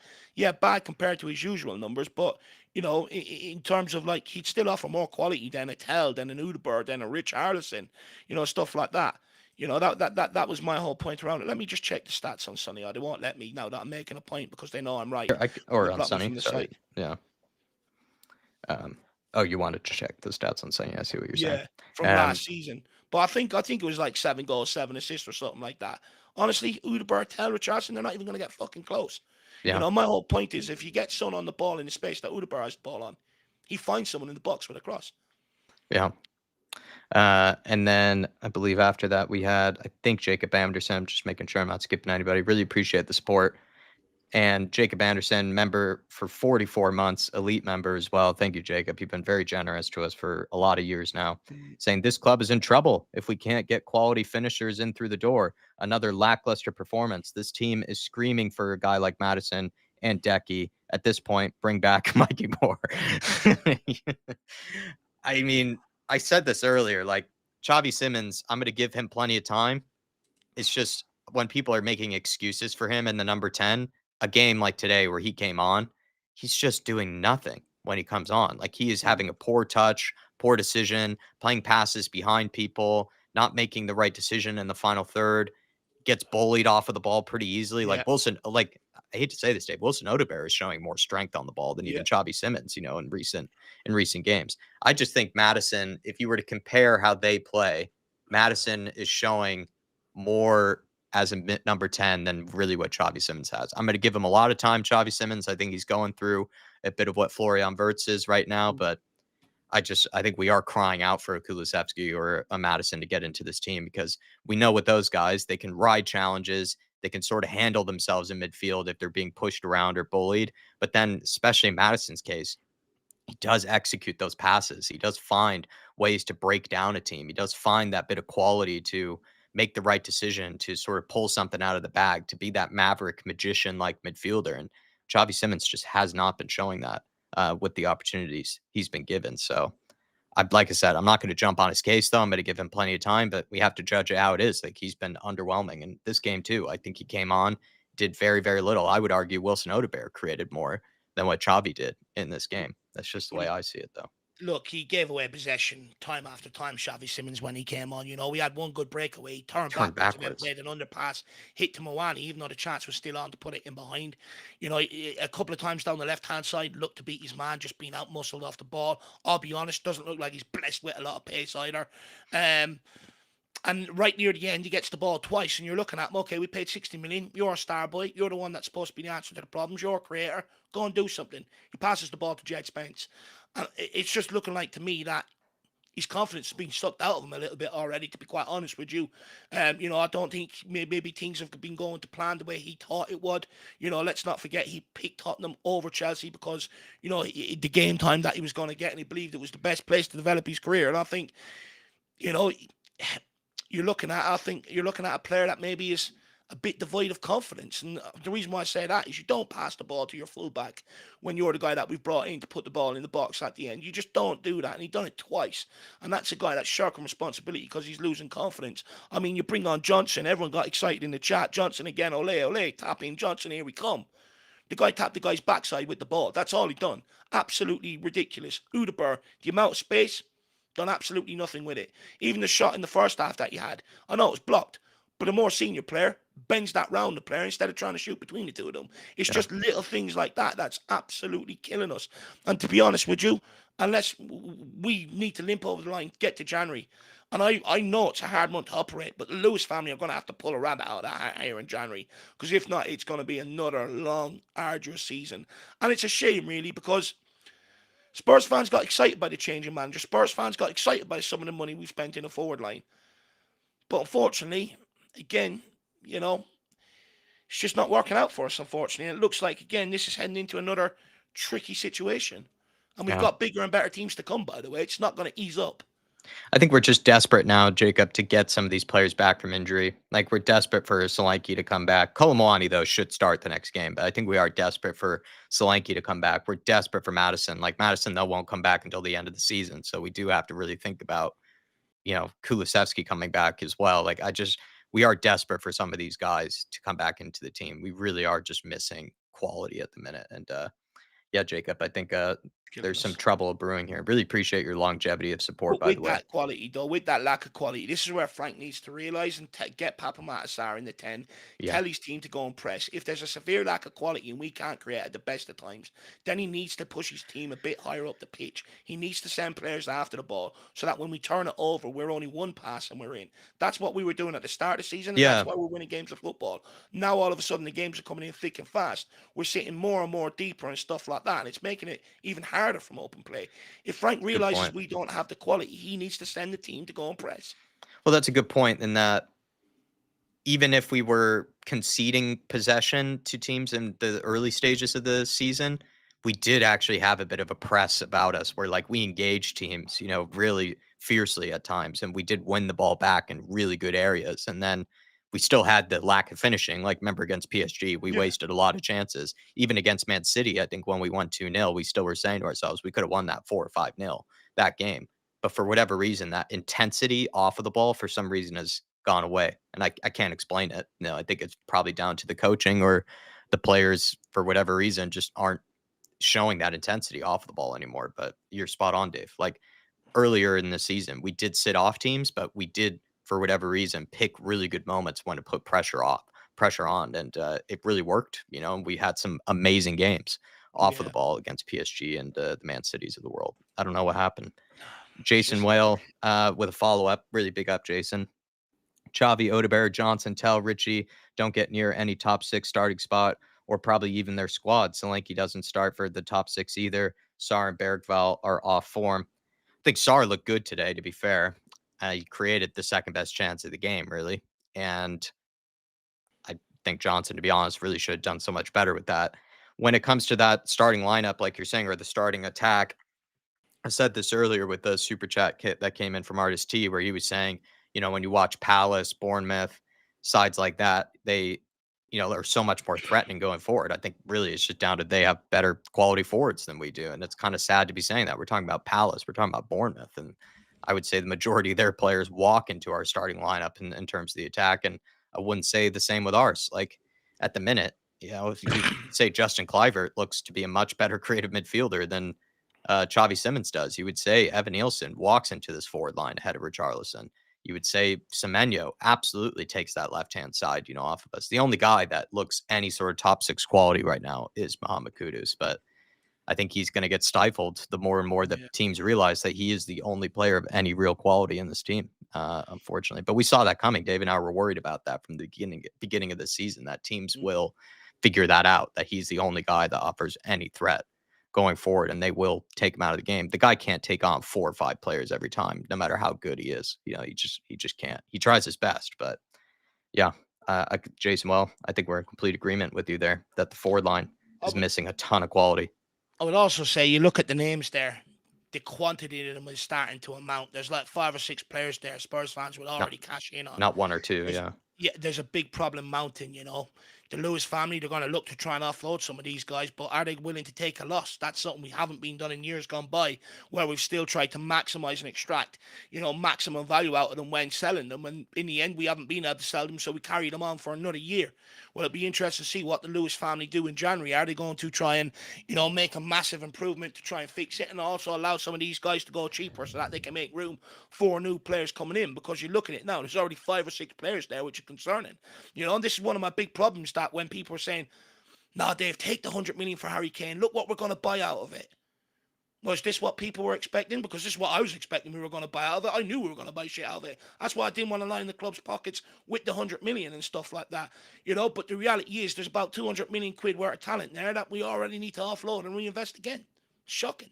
It's not good enough. Paratici has a big job on his hands fixing this forward line. Eugene saying Frank is forgetting he's not at a mid-table club anymore. I think he'll start to realize with the way that people respond to performance like this, Eugene. I don't think this is going to last for too much longer. I don't think Spurs fans have a tolerance for this, especially since a lot of us demand, attacking football. The only way they'll tolerate maybe a less attacking style is if you're picking up results. And right now, we're not picking up those results, despite the style of play. Jason Bell, good to see you, Jason Bell. Just, I think you were maybe working or something. I didn't see you in the chat too much today, saying kind of a miracle that we got a point out of this. Yeah, that's where I'm at. I think it is an absolute miracle. In other games, like I said, against Aston Villa, I actually thought we played a lot better than this. I actually think we deserve something from that game, whereas this one, we deserve absolutely nothing from it. James Coffey, big up James, saying stole a point. Players like Porro can't make simple passes today. Xavi can't hold on to the ball. Your analysis is spot on. Expecting not to be entertained. I think Dave is, onto something where, like, best case scenario for until January is we just grind out games and we just become a team that's really hard to beat. And then we just hope that we take whatever chances come our way, or that we can stay solid defensively enough that we do nick a goal from a set piece. We do get a counterattack that we take advantage of. Own goals, shows up for us, on a regular basis. But I think you're seem like in agreement with us when it just comes to we can't do the basics. Like Pedro Porro, how many crossing opportunities did he have, today that he should have done better with? Even just playing simple passes, he couldn't do today. Xavi Simons, like you're saying there, couldn't hold on to the ball, couldn't shake off his defenders, was getting bullied way too easily. Like I said, Odebear showed more strength on the ball than Xavi Simons did today. And we know how young and how raw Odebear still is. I think Spurs have real issues going forward. But even when you look at our crossing, Jack, it's never in the direction of a player ever. Yeah. It's never. No one ever gets on the end of it. How many crosses did Porro put in that were overhit, underhit? Wide. Nowhere near a guy in the box. Same with Wilson Odegaard. How many times? Even when we do put crosses in the box, they're never anywhere near a Tottenham player. Yeah. Danny Darko saying, "Hello, Dave and Jack. You know me, but please mention what a game Vic had." Listen, man, like we have. We've been present all game. We made the joke, even Danny, that if we did a man of the match poll tonight, it would just be Vicario's name written 4 different times, 4 different ways. Jason Bell saying we're a bottom 3rd team. I dream of the day we get back to mid-table quality. That's the thing, right? Like, we aren't even playing like a mid-table side at the minute. That's how poor it's been looking, especially after a game like today. Yeah. King Hoddle saying Odebear should still be kept, but Johnson, Richie, and Tell need to be shifted out. I think this is the thing with Johnson too, is like he's now sat on the bench for 4 or 5 games straight, which shows what Thomas Frank thinks of him. Even when he was asked in the press conference, he's sort of said, like, listen, like, there's competition there. Like, he mentioned the word competition. He just says he really likes what he's seeing from Odebear in training. He knows that Odebear's younger, so there's, potential there that if he's given time, given games, will develop. It's not ideal. I don't think that's the situation we should be in, where we just give a guy a ton of time, but he's clearly seeing very little from Johnson. And then Johnson had 20-ish minutes, to show him something. Got the chance of the game, arguably the second best of the chance of the game, scuffs it into the ground. Even didn't need to take that first time. I think actually the defenders were really scrambling there. He could have maybe just taken a touch with his right, shifted on to his left, would have almost had an open net, to shoot at. But he snatched at the chance and is showing that even though he can be at the right place at the right time, I've always maintained I don't really think Johnson's actually that clinical of a finisher. I don't think he's a guy that really takes all the chances that come his way. And we even saw against Aston Villa that one opportunity towards the end of the game again, hit it in for a throw-in. So there's just but this is the thing. Like, it's not like Odegaard's doing that much King Huddle to really like claim the spot. Like, I feel like if Johnson really were good, he'd be taking this spot from Odegaard. But the fact that he isn't just says a lot, to be honest, because Odegaard is not ripping up any trees, in my opinion. I mean, and look, on that as well, look, I just think, look, Odegaard is promising, but unfortunately, for him to develop that final end product, he needs to go out alone. I'd argue Yeah. Mikey Moore's end product in decision making in the final third is better than Wilson Odegaard's, Yeah. in my opinion. But in general, I was just thinking there, listening to you, Jack. I remember making a comment when we were winning games that eventually Lady Luck is going to run out. Can't keep relying on own goal. Can't keep relying on, Yeah. a pop shot from the edge of the box. At some point, you've got to create your own luck. Well, Lady Luck has run out. We've no answers to it. Yeah. Danny Darko, I don't think we put Vic up for the chop. If anything, we've been big fans of Vicario. We just, Oh, no. we Look, talk about what most people have been saying. Kinski has to start, and Dave and I are big defenders of Vicario. We love Vicario, so I don't think I'm we a have big, been putting him on the chopping block, to be honest. no, I'm a big fan of Vicario. I did sort of in a pre-match build-up suggest, are we approaching the Arsenal situation where you look at like they did with Ramsdale and go, could do with an upgrade. And to be fair, look what the job that Ray's done when he's come in and stuff. And I think that conversation still exists around Vicario. He had a great performance today. I'm not knocking the guy. And I really like Vicario. I really like him as a person. I like the way he's vocal on the football pitch. And, I think he's one of the best one-on-one shot stoppers in the world. And funny enough, he had a lot more of them today than shots outside the box to face. And that's probably why he earned man of the match. But let's not mistake about it. There has been flaws. He has cost us games in recent weeks. And I'm not going down the realms that we do with the likes of Brennan Johnson and stuff like that, where he has one good game and everyone's going to start coming clapping back. When he has a run of games, let's wait and see. Yeah. Really appreciate your support from earlier, James Coffey. Hopefully you're doing all right in New York. And then AK Sheg saying, I thought Palhinha and Danzo and Van de Ven had a very good game. Van de Ven, another amazing performance defensively. And I think he's actually showing some real leadership qualities with the way that he's been playing. Danzo was absolutely fine today. The only thing I could maybe fault him with is he probably had the best chance of the set pieces tonight. That was a pretty open header that he should have done better with. Again, I'm not saying Spurs deserve to win or anything, but we had 2 or 3 moments that maybe we could have just sucker punched at Monaco and gotten actually 3 points somehow, some way. And one of those did fall to Danzo, and I think he probably could have done better with that. But that's just only just me being super. That's me being harsh. That's me being harsh. But the fact that we're relying on our centre back, Totally. is a problem, They're our best strikers, and Yeah. the center backs. If actually we had a team of Van de Vens and Danzos, we actually might have gotten something from this game. And then Palhinha, once again, like Palhinha defensively is just some of the tackles that he put in today were absolutely monstrous. Yeah. And I know this will go against what people think. I actually thought Bentancur was all right today as well. I think Bentancur. Well, look, Jack, actually, that was a point I wanted to make, and I'm only going to make it briefly. I'll probably let you fly off on it on the post-match reaction. But did anyone else notice that we failed to retain possession and the game got away from us as soon as we took Bentancur off? So all you guys that have been screaming out there that he's been a part of the problem, he doesn't do much. As soon as he came off, Monaco just came one way at us, and we had no one that could retain possession. And I think Spurs fans really need to take that from this game. Yeah. And just as we're wrapping up here, Dermatron upgrading to an elite membership. Big up, Dermatron. Big up, Dermo. Appreciate the support, man. Hopefully we're providing you some good therapy and maybe to yourself as well. And then he's also sent in a super sticker. Hard to tell by the super sticker, seems to be a calm Dermatron. Maybe that's what it is. Maybe he's telling us to calm down. I think it's bad when I'm kind of starting to lose my patience here, Dermatron, because I think I have been pretty neutral and pretty patient with Thomas Frank for the most part. Like I said, I wasn't Ange Postecoglou's biggest fan. I wasn't necessarily clamoring for Frank to get the job either. So I think I've come at it from a pretty neutral perspective. Performances like this, though, I don't have a ton of patience for, really. And I'm a guy who enjoys the ugly football. I don't mind, watching a Sean Dyche game or something like that, but it's got to be better than this. It's got to be better Well, than this, he, he Dermotron.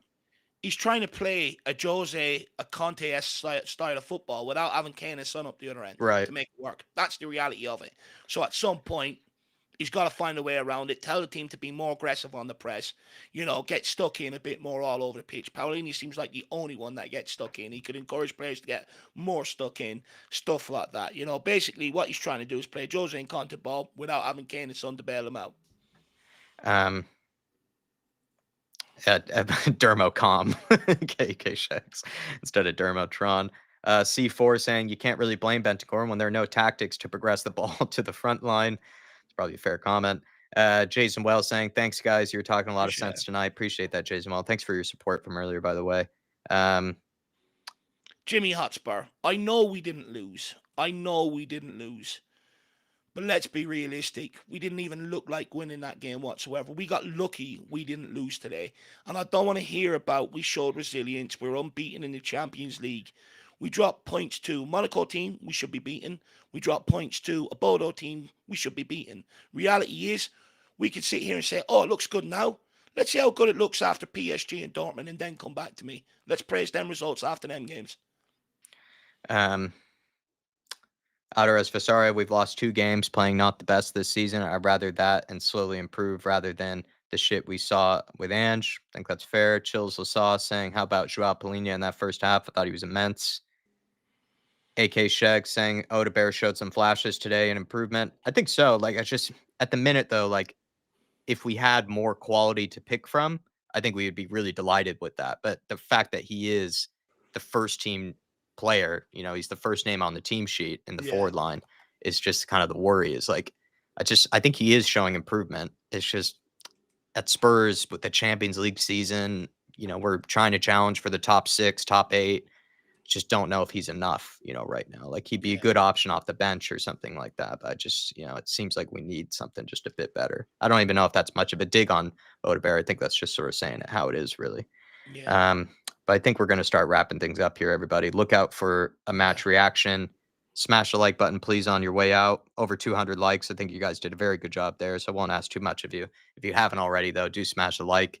Thank you for all the support that came in today. Thank you to all the members, some crazy milestones, as well as just some good talking points. If you disagree with us, that's totally fine. It's just a place to ride these roller coasters of figuring out Tottenham Hotspur. And hopefully we provided you guys some company today, during the game. Enjoy the rest of your evenings while you can. Get ready for the next one on Wednesday or on this weekend. What is it? Everton this weekend? Is that right? Everton on Sunday, I think it is, away from home, which, we got slapped up there 3-1 last year.